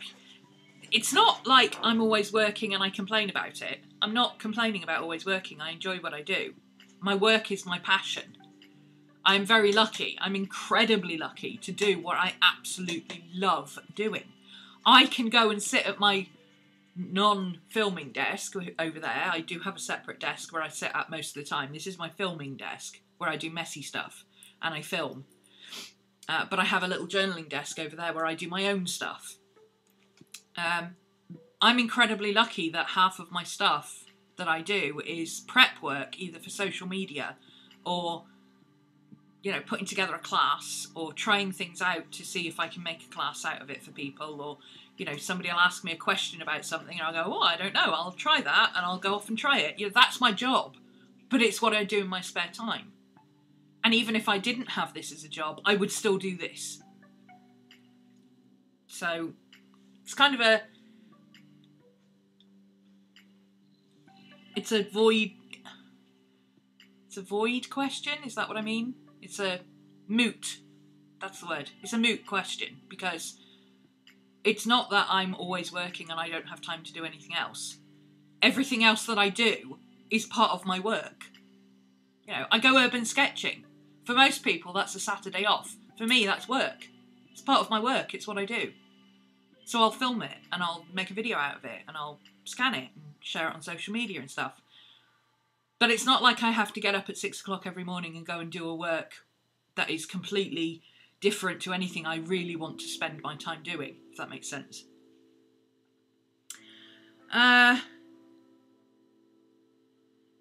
Many moons ago, Angela asked, did you ever get your car, and if so, what did you get? I did get my car. It's currently sitting outside, not working, because it doesn't like to start in the cold, and it's got an electrical fault, which my mechanic is supposed to have been and fixed today, but he hasn't turned up yet. I got a Vauxhall Astra, which, this is going to sound really sad, but a dark blue Vauxhall Astra was the car that I always wanted. Opel Astra, for those of you not in the UK or outside of Europe. Yeah, I always wanted a blue Vauxhall Astra. I don't know why. It was just like, I really liked that car, and now I've got one. And yeah, I love it. How old are Maddie and Sir Scooby? Sir Scooby will be 10 on March 17th, and Miss Maddie will be 9, sorry, on... No, wait a minute, how old am I? I'm 47, so Maddie will be 8 on April 23rd. I really love your hair colour. How do you get it like that? This was back in the days when I had green hair. I'm not going to tell you how I get my hair like this, because I do it all myself, and I'm not a hairdresser. I have no qualms about throwing whatever on my head. As long as I know that it's not going to give me chemical burns or react with what I've already got on there, I'm perfectly fine with doing whatever. Because this is long compared to how I like my hair. I've had a buzz cut. You know, the worst that could possibly happen is it all comes out and I have to grow it back. Ooh, look at my roots. The worst that could possibly happen is that it all falls out and I have to grow it back from a buzz cut. Been there, done that, don't really care. I've never been bald, so that'll be a new experience, won't it? Go to a hairdresser is my answer. If you want hair like bright green or bright blue or whatever, you have to take the colour out that you've got, and you have to put new colour in. And depending on whether your hair is virgin or whether it's got stuff in it and how much it's got in it and whether it's in good condition or whatever, you may or may not have to do various things to it. If you go to a hairdresser, I guarantee they will bleach it, colour remove it if necessary, tone it back down to pretty much white and then add colour to it, even if you want dark blue. That's what they'll do. I don't. I put in an extreme lightning blonde dye, throw it in, wait till the roots are done, and then I colour it whatever colour I want.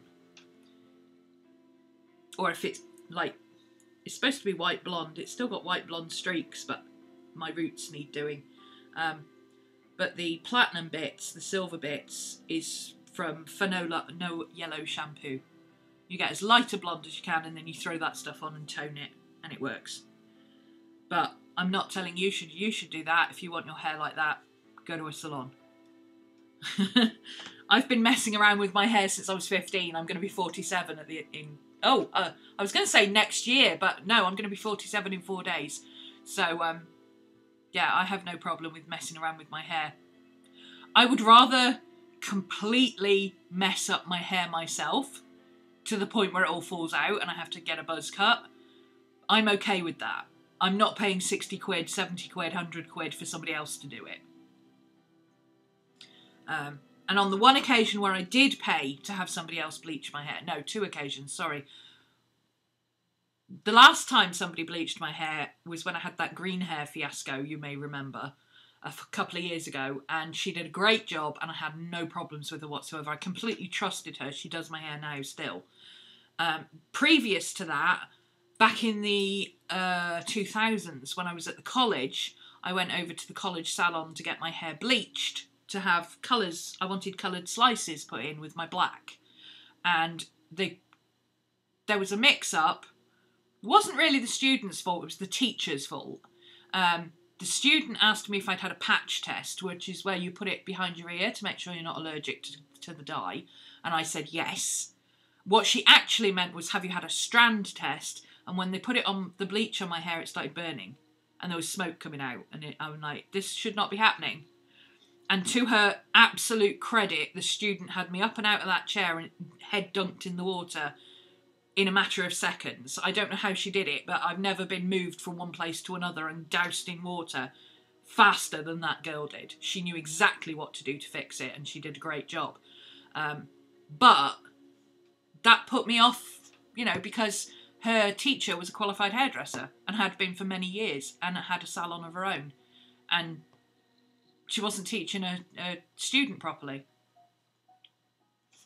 So, yeah, it's not that I just distrust professionals or I'm like, oh, I can do it better than the professionals. It's just that I don't, yeah, if I'm going to mess up my hair, I'm going to do it myself, thanks. Besides Stephen King, who are your most read authors? I'll read anything. Honestly, I'll read anything. I'm currently reading The Binding. Oh my God, that's good. Bridget Collins, The Binding. It's about magically bound books. Literally. It's about magically bound books. It's a fantasy. It's amazing.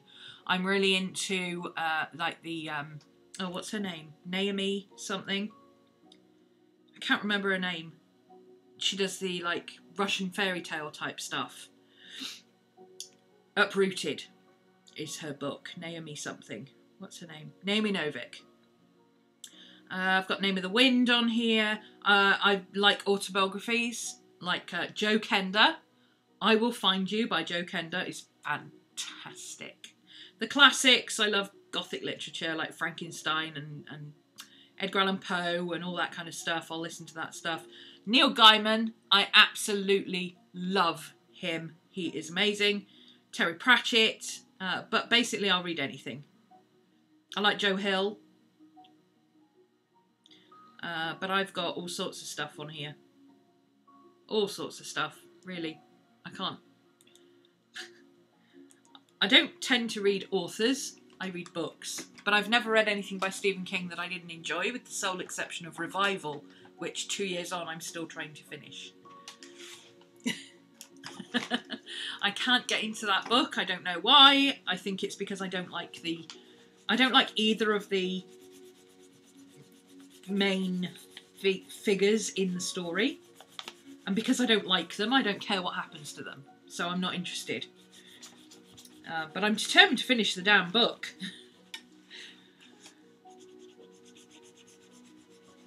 It's a Stephen King book. There's going to be something good about it in the end that I can say, oh, actually, no, I have faith in him. He's a good writer. But I don't...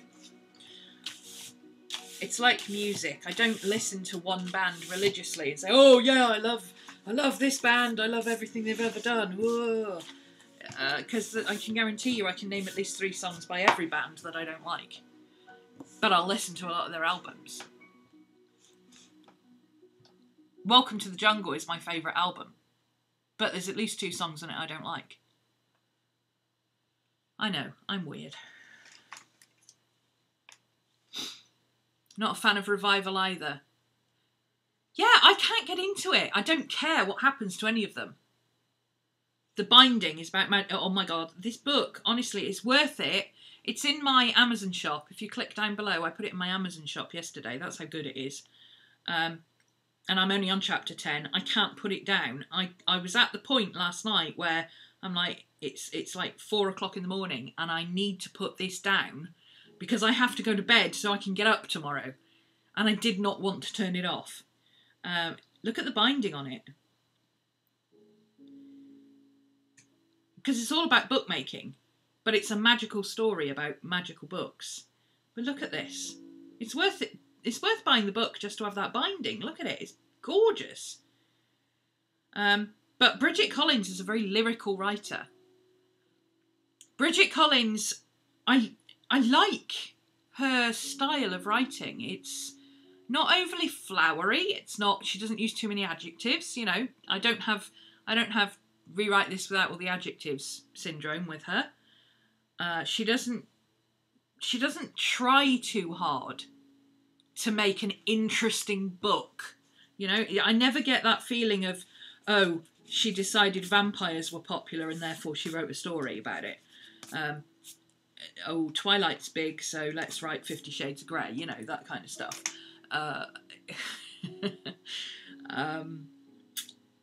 Yeah, I was a beta reader for that book. It was bad then, when it was a fan fiction. It just got worse as it went along.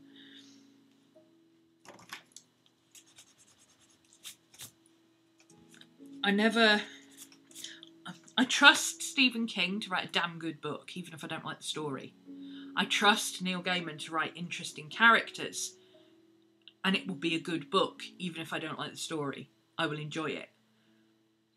But that doesn't mean that I have specific writers that I will always read. I have specific writers that I will always give time to above others. If I've got a Stephen King book that I haven't read, or if I've got a Neil Gaiman book that I haven't read, those are going to be the top of the list before I try something else by somebody that I don't know. But I love this book by Bridget Collins, which means that I will now put other books of hers on my wish list, and at some point when one of them comes up, I'll go, oh, I'll try that one. And eventually I'll get around to reading it. And then she might be, you know, after 2 or 3 books, if every single book of hers I've read I enjoyed, then I'll start reading more of her books. Does that make sense?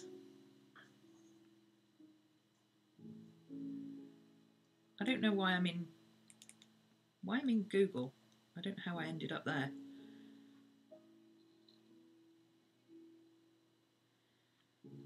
This is a really old question. Are you moving your art desk? I remember when you said you might be moving it. Where is it now and how is it set up? I'm going to do a studio tour. I'm constantly moving my art desk. I'm constantly reorganising things. I feel like I'm never ending tidying up. But I am going to do a studio tour. I don't have enough light in my studio to be able to do it right now. I know that sounds weird because I'm sitting here under a studio light going, oh, look, you can see what I'm doing. But the rest of my studio is in darkness, even though I've got lights on. It's got the tiniest little window and the rest of it is enclosed. So until we get better light in here, I can't really do much. So it's going to be sort of March time before I can get some decent light in here. You always get King books and Gaiman, yeah. Oh, the binding is brilliant. You'll like the binding, Burgess, because you'll like the creative storytelling of it. I've been passing it to all the bookbinders I know. If you have an interest in binding books and magic, go and read it. It's amazing. But also, if you're a writer and you have an interest in magic, you'll enjoy it for that reason too.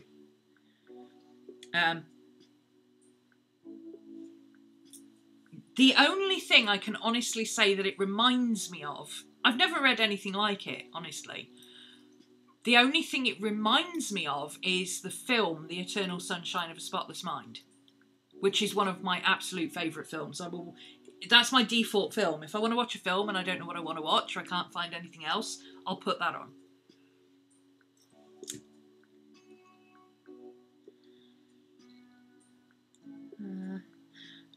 I remember finding out about you when I was scrapbooking. That was a long time ago. Recognised you when I stumbled across the planner community. My question for your Q&A, do you still do traditional scrapbooking or has it evolved into the journals you create? Neither. I branched out into traditional scrapbooking because this is the journals I create. I see no difference between this and scrapbooking. It's the same thing, it's just not in albums. And I've always done this kind of stuff. I've always included photos in my journals. I got into scrapbooking because I enjoyed the creative aspect of it as being something different. Then I got into digital scrapbooking, and then I kind of went, well, hang on a minute, this is basically what I do in my journals. I'd rather just do it all in my journals and not have it in a separate album. I don't see the point. So, yeah, I didn't really go into start as a scrapbooker and then branch out. I have always done this kind of stuff. And then I branched out into scrapbooking and came back. It was something I tried out for a while. And that is the end of the questions that I had.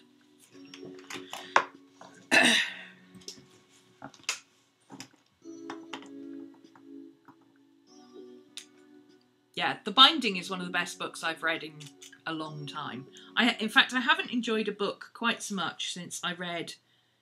Or, no, that's not true. I haven't enjoyed a book by an author I've not read before as much as this one since, I think, Nosferatu was probably the last one when I discovered Joe Hill, who is Stephen King's son, for those of you who don't know.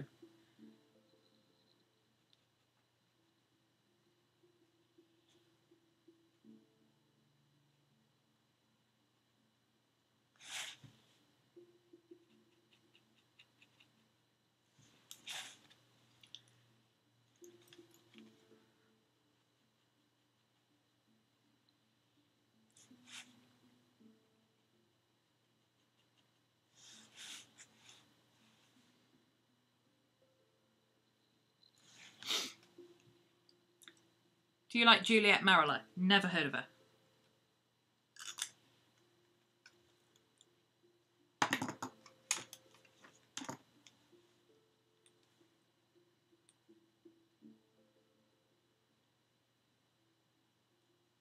Juliet Mariller.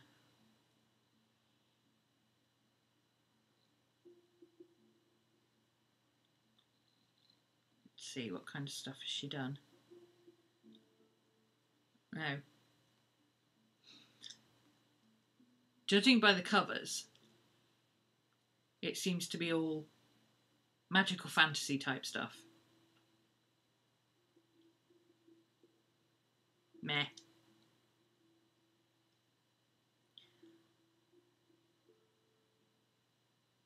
I'd have to read one to see if I liked it.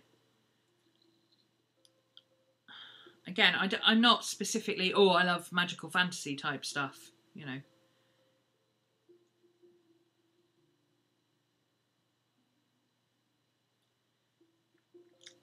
Where's the thing that tells you what the book is about? Disillusioned healer and her companion settled in somewhere to wait out 7 years. Blackthorn's bond to her fey mentor, blah, blah, blah, blah, blah. Needs a noble prince asks for help in expelling a creature who threatens the safety and sanity of all who lived by. Apparent powerful adversary, blah, blah, blah. Struggle, life and death. There's 60,000 other ones in the series, so I'm guessing she wins. I'd say she's very much like Anne McCaffrey, in which case I'd probably read one book and then go, right, that's it, I'm done. I don't like books that go on and on and on and on and on in a series, except the Discworld novels. Oops, I just threw my coffee all over myself. Oh, absolutely, you'd love the Discworld. The Discworld is funny. That's what I like about it. It's very, very funny. And there are bits about it that you won't understand because although you understand English, English is not your native language, and it's written by an English author who had a wicked, cynical sense of humour. But you'll understand more of it in the kind of slightly tongue-in-cheek, sarcastic way, because Dutch people understand that humour. Americans don't tend to understand that humour. They like to think they understand that humour, but they really don't understand it. They don't get it. An awful lot of when I'm I'm being tongue-in-cheek. People will go, oh, you're ranting about this, that and the other. I'm not ranting. It's just the way we talk.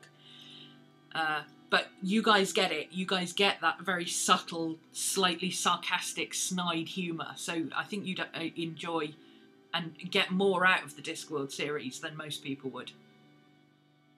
You have one of the Discworld series, yeah. If you want to try the Discworld series and you're not sure, my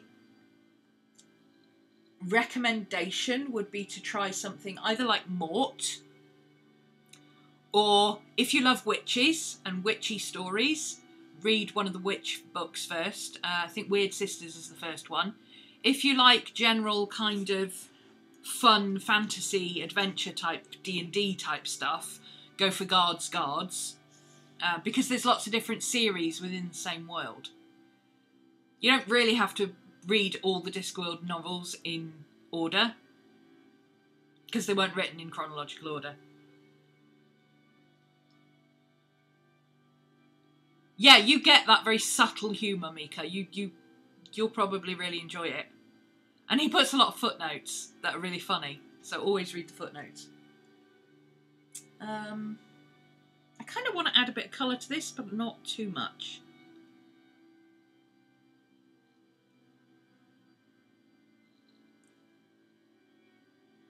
I've got to get rid of that foot. That foot is driving me berserk. It's awful. Look at it. So let's do the blanket coming down this way.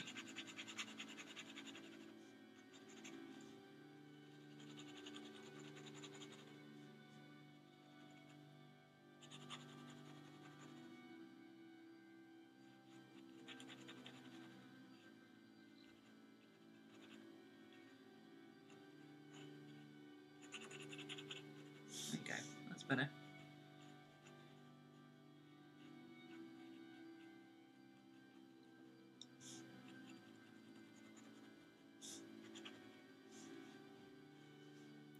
Her leg's still a little deformed looking, but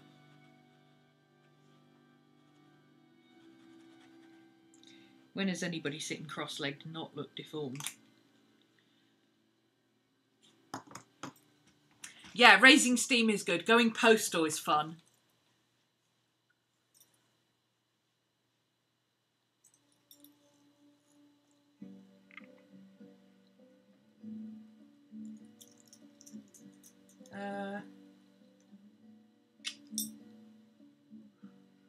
What do I want to do with this?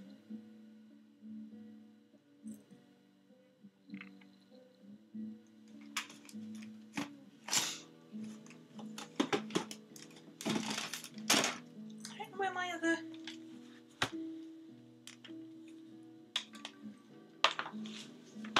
My other palette must be outside somewhere. I don't know what I've done with it.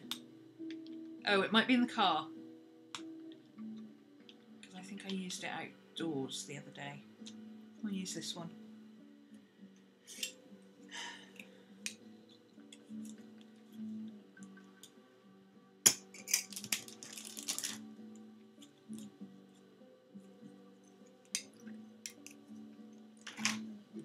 Ooh, new brush.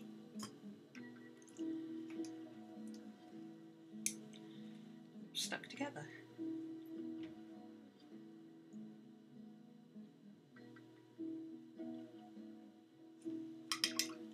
I go through phases with reading and with music and with films.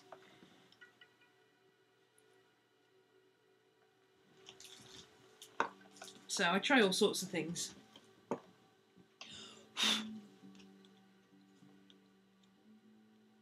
Oh look, there's a dog hair in that. Am I surprised? No. Ooh, this brush is not very good. It's all floppy. I don't like floppy brushes. What's going on with that? The only watercolour artist in the world who doesn't like floppy brushes.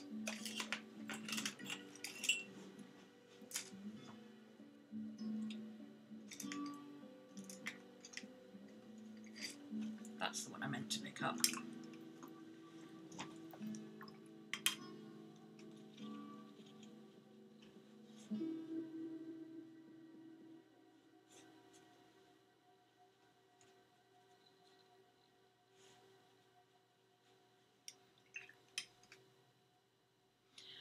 There's periods where I read one book after another, and then I'll watch episodes of a series one after another. Yeah, I'm very similar, and then I'll go through a phase of listening to podcasts and only podcasts, and then I'll listen to films, or I'll go through a series of only watching horror films or only watching certain genres. It's just whatever takes my fancy at the time, but I do the same with my art, you know. At the moment I'm really into junk journaling. I don't have this... There's a pervasive attitude that you're into one thing at a time and that's what you do.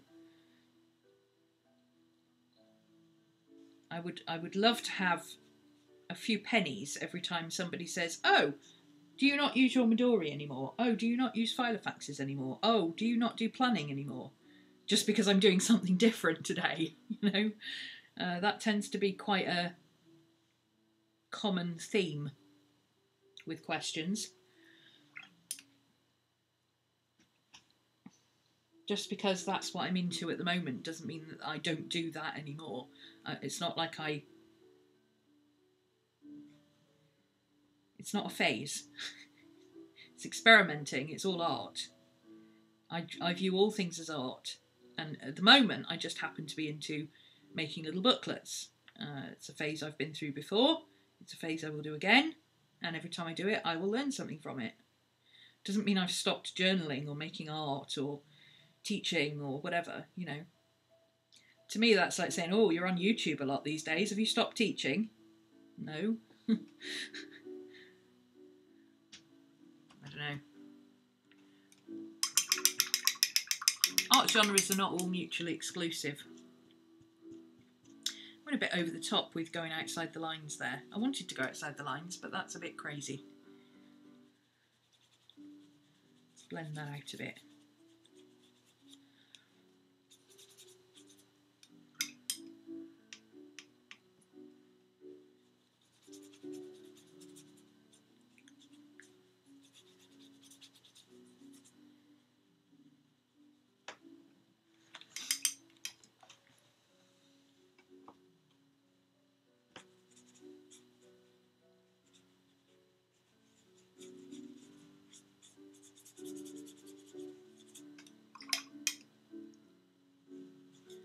Yeah. Yeah, you were one of the first people who started that, and I had to explain it to you. Where's your jellyfish? I haven't seen you use it. It's like this idea that if it's not on YouTube, it didn't happen. Just because you don't see it in every video doesn't mean I'm not using it for something. I'm just not showing what I'm using it for. You know? Does that make sense? Some things are personal. You don't have to show everything on YouTube.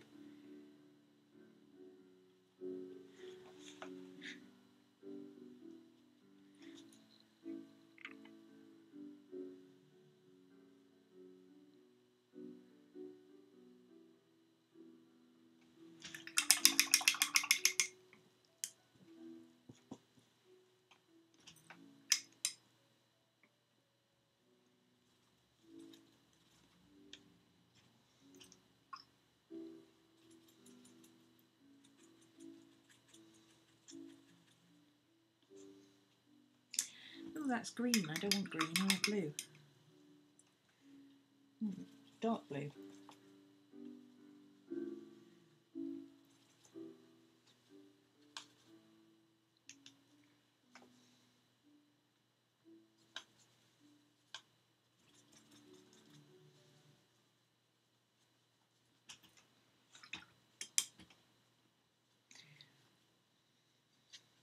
Oh yeah, it's just, I know it's just curiosity. It's just, it always makes me laugh the way people phrase it. "Oh, are you not using that anymore? Do you not do this anymore then?" Like somehow you're only supposed to do one thing at a time. I do all sorts of things. My obsession at the moment is using my sewing machine. But I wouldn't expect lots of people to be going, "Oh, you're not painting anymore then." But that's what people do. It's kind of weird.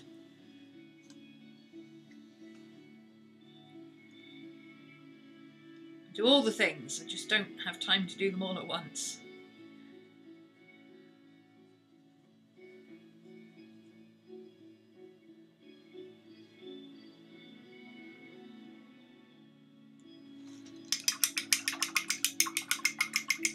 I'm really into girls in blankets. That's because it's bloody cold. It's -6. No, I am. It's just that kind of snuggly weather, you know, girls wrapped up in blankets and being cosy and reading books and chilling out. And it's that kind of weather, isn't it? In the summer, I draw girls doing summer stuff. It's just a seasonal thing. But I am very into drawing folds and blankets at the moment, yeah. Very much so. I think I'm going to use that. Oops. Let's get the blue out of it. Let's not put blue in there. Because this is sparkly. Let's give her some sparkles in her hair. Why not?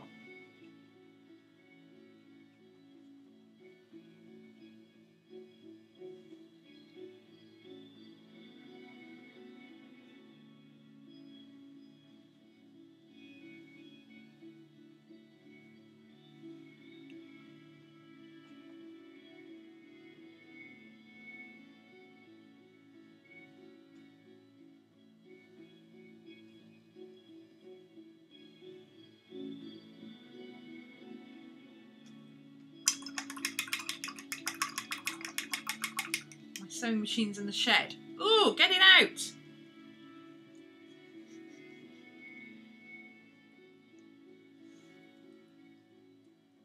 Need to finish cleaning and organising your room. I just pull stuff out. I don't worry about cleaning and organising. That's why I have to clean and organise so often. Oh dear.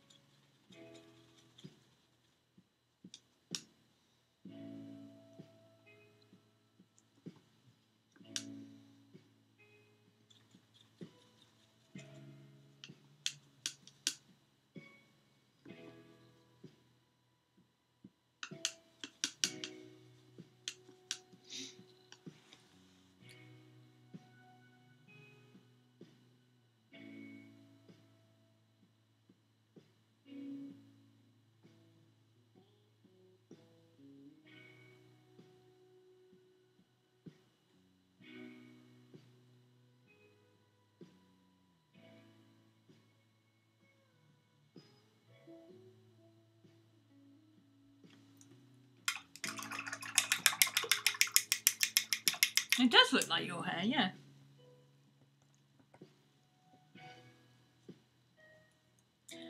Almost all the girls I draw either have straight black hair or long red hair with curls.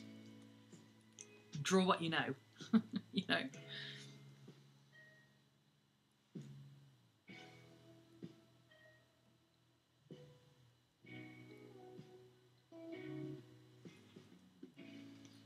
It's too pink.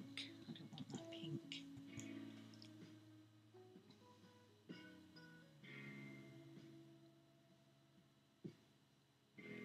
That's better.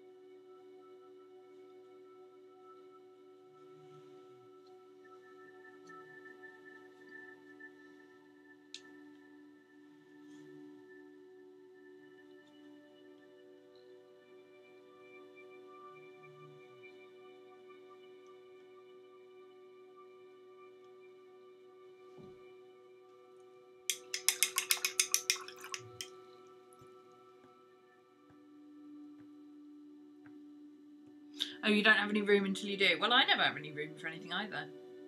Spend my life walking over things, but...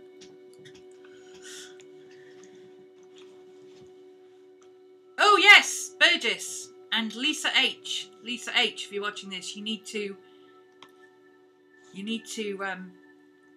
PM. Check your PMs on Ning.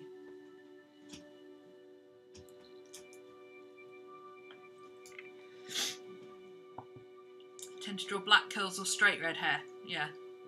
Yeah, I draw a lot of girls with coloured hair, like purple or green or blue, orange. I've done all sorts of colours. But my go-to, when I don't have to think about it, I just throw in some red. Always red.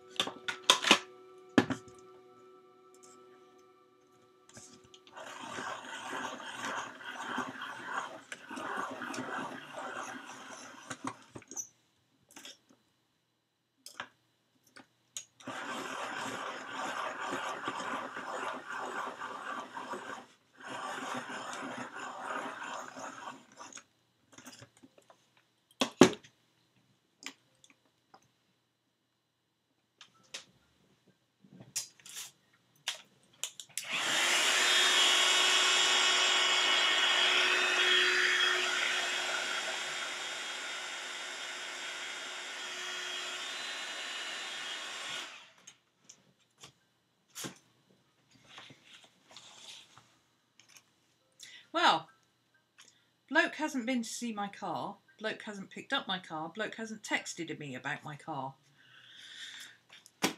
So I guess that's me without my car for another weekend. He's a great mechanic, but he's a really annoying human being because he doesn't update you on anything.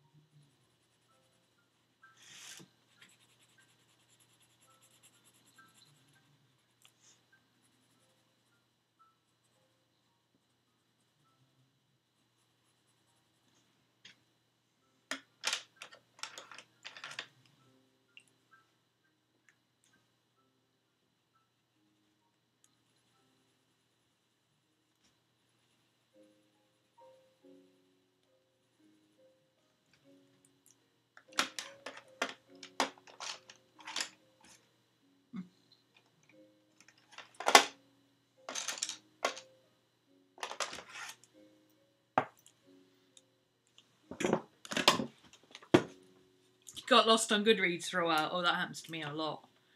That's why I don't have the app on my phone, because I tend to get lost on there. It's bad enough that I spend so much time on Instagram without getting lost on Goodreads as well. Oops. Oh, well, that wasn't very good.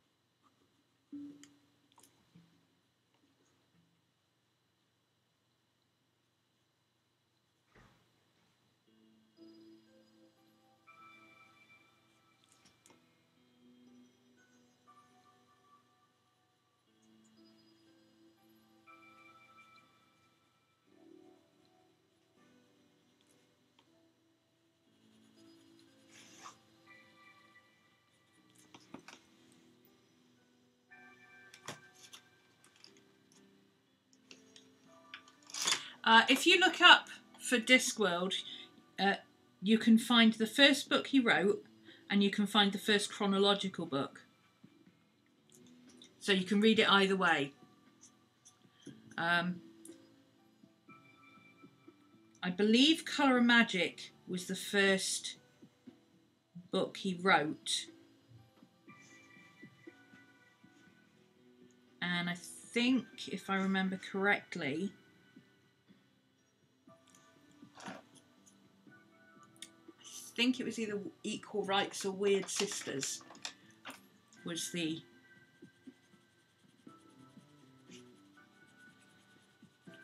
first chronologically. But he didn't write them in chronological order, so it doesn't really matter. Pick what the genre that you like and see where, you know. I read the Witches books first, which is Weird Sisters. It's the first one of those.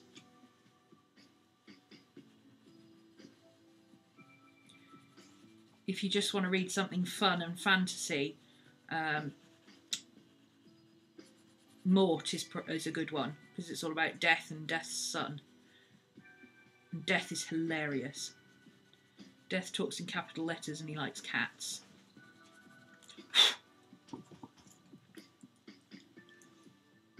Equal Rights, yeah. Equal Rights is the first one of this chronologically, but it's a historical one. It was written, I think it's about the 4th or 5th one he wrote.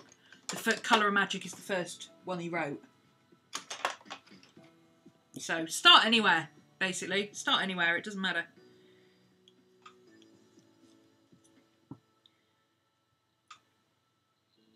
Oh.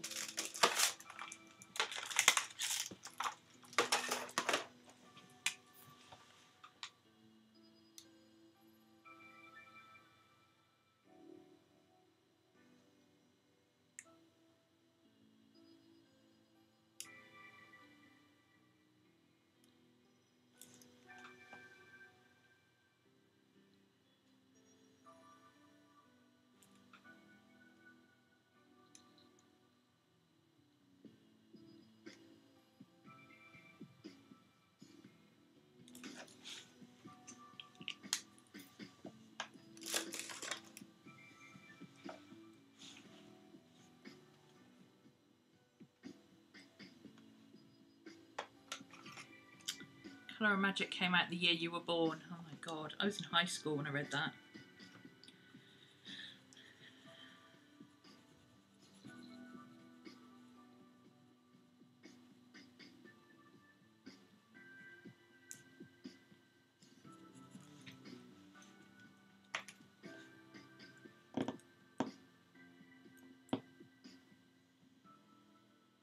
Yeah, I think that'll do.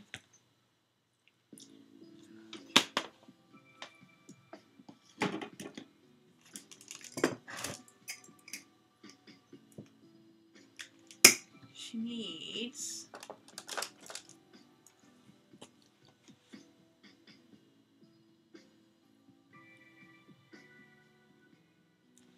that's better.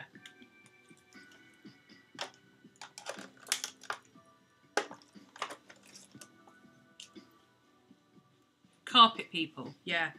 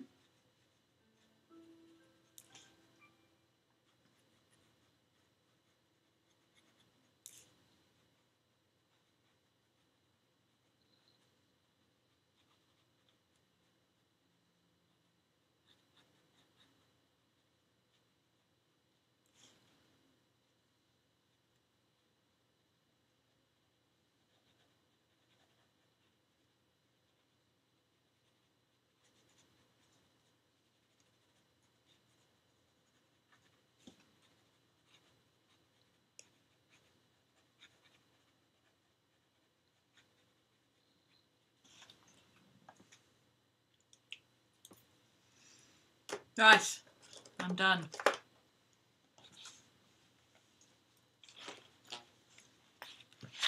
I'm pleased I finally got her sketched out. I've been wanting to do her for a while. So for those of you who like to see the before and after, that's the reference and that's what I drew from it. As you can see, I don't copy the reference. Just used it as an idea for the pose, really.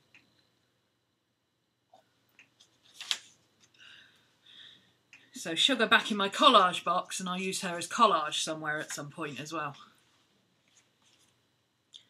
In high school, graduated 1985. I graduated 1989. Yeah, which is about right, because I'm about 4 years younger than you, aren't I?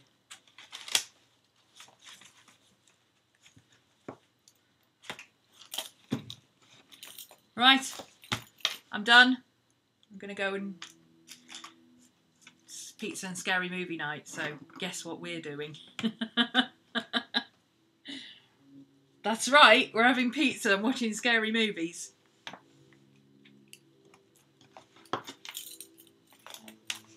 Thanks for joining me. I hope you've been crafting along or sketching along or doing whatever it is that you do along. And I will see you again soon. I am next on... Ooh, we've got class tomorrow at 4. Don't forget, it's Birthday Bonanza week. Until the end of January now, if you buy When Frogs Sing 2019 as a full class, you can get When Frogs Sing 2018 for half price as a self-study. So that's the whole thing, everything that was published for 2018, half price self-study, which is $49. It'll be $99 self-study regular. Yeah, if you want to come and join us, or you can sign up to When Frogs Sing 2019 on a monthly basis as well. You can do it through... Hello, baby. You can do it through Patreon if you want to, or you can second tier on Patreon, $15, or you can come over to Ning. Shush! You can come over to Ning and you can pay monthly on Ning Direct if you want to as well, and skip Patreon altogether. Yeah. Come on over and play. We're making books. We've put this together yesterday and we're going to be setting it up tomorrow, and I'm going to be doing some stitching and things, and it's going to be all good fun. It's not just journaling, we're doing all sorts of things. We've done astrology, we've done some tarot reading, we've done bookbinding, we're doing junk journaling at the moment, we've done embroidery, art, all sorts we've done already, and we're only 3 weeks into class. So if you want to come and join us, come on over, and don't forget my website, which is here, is actually an open forum. If you just want to come on over and hang out with like-minded people and get some more inspiration like you get here and play about, then come on over. It's free. See you there. Bye.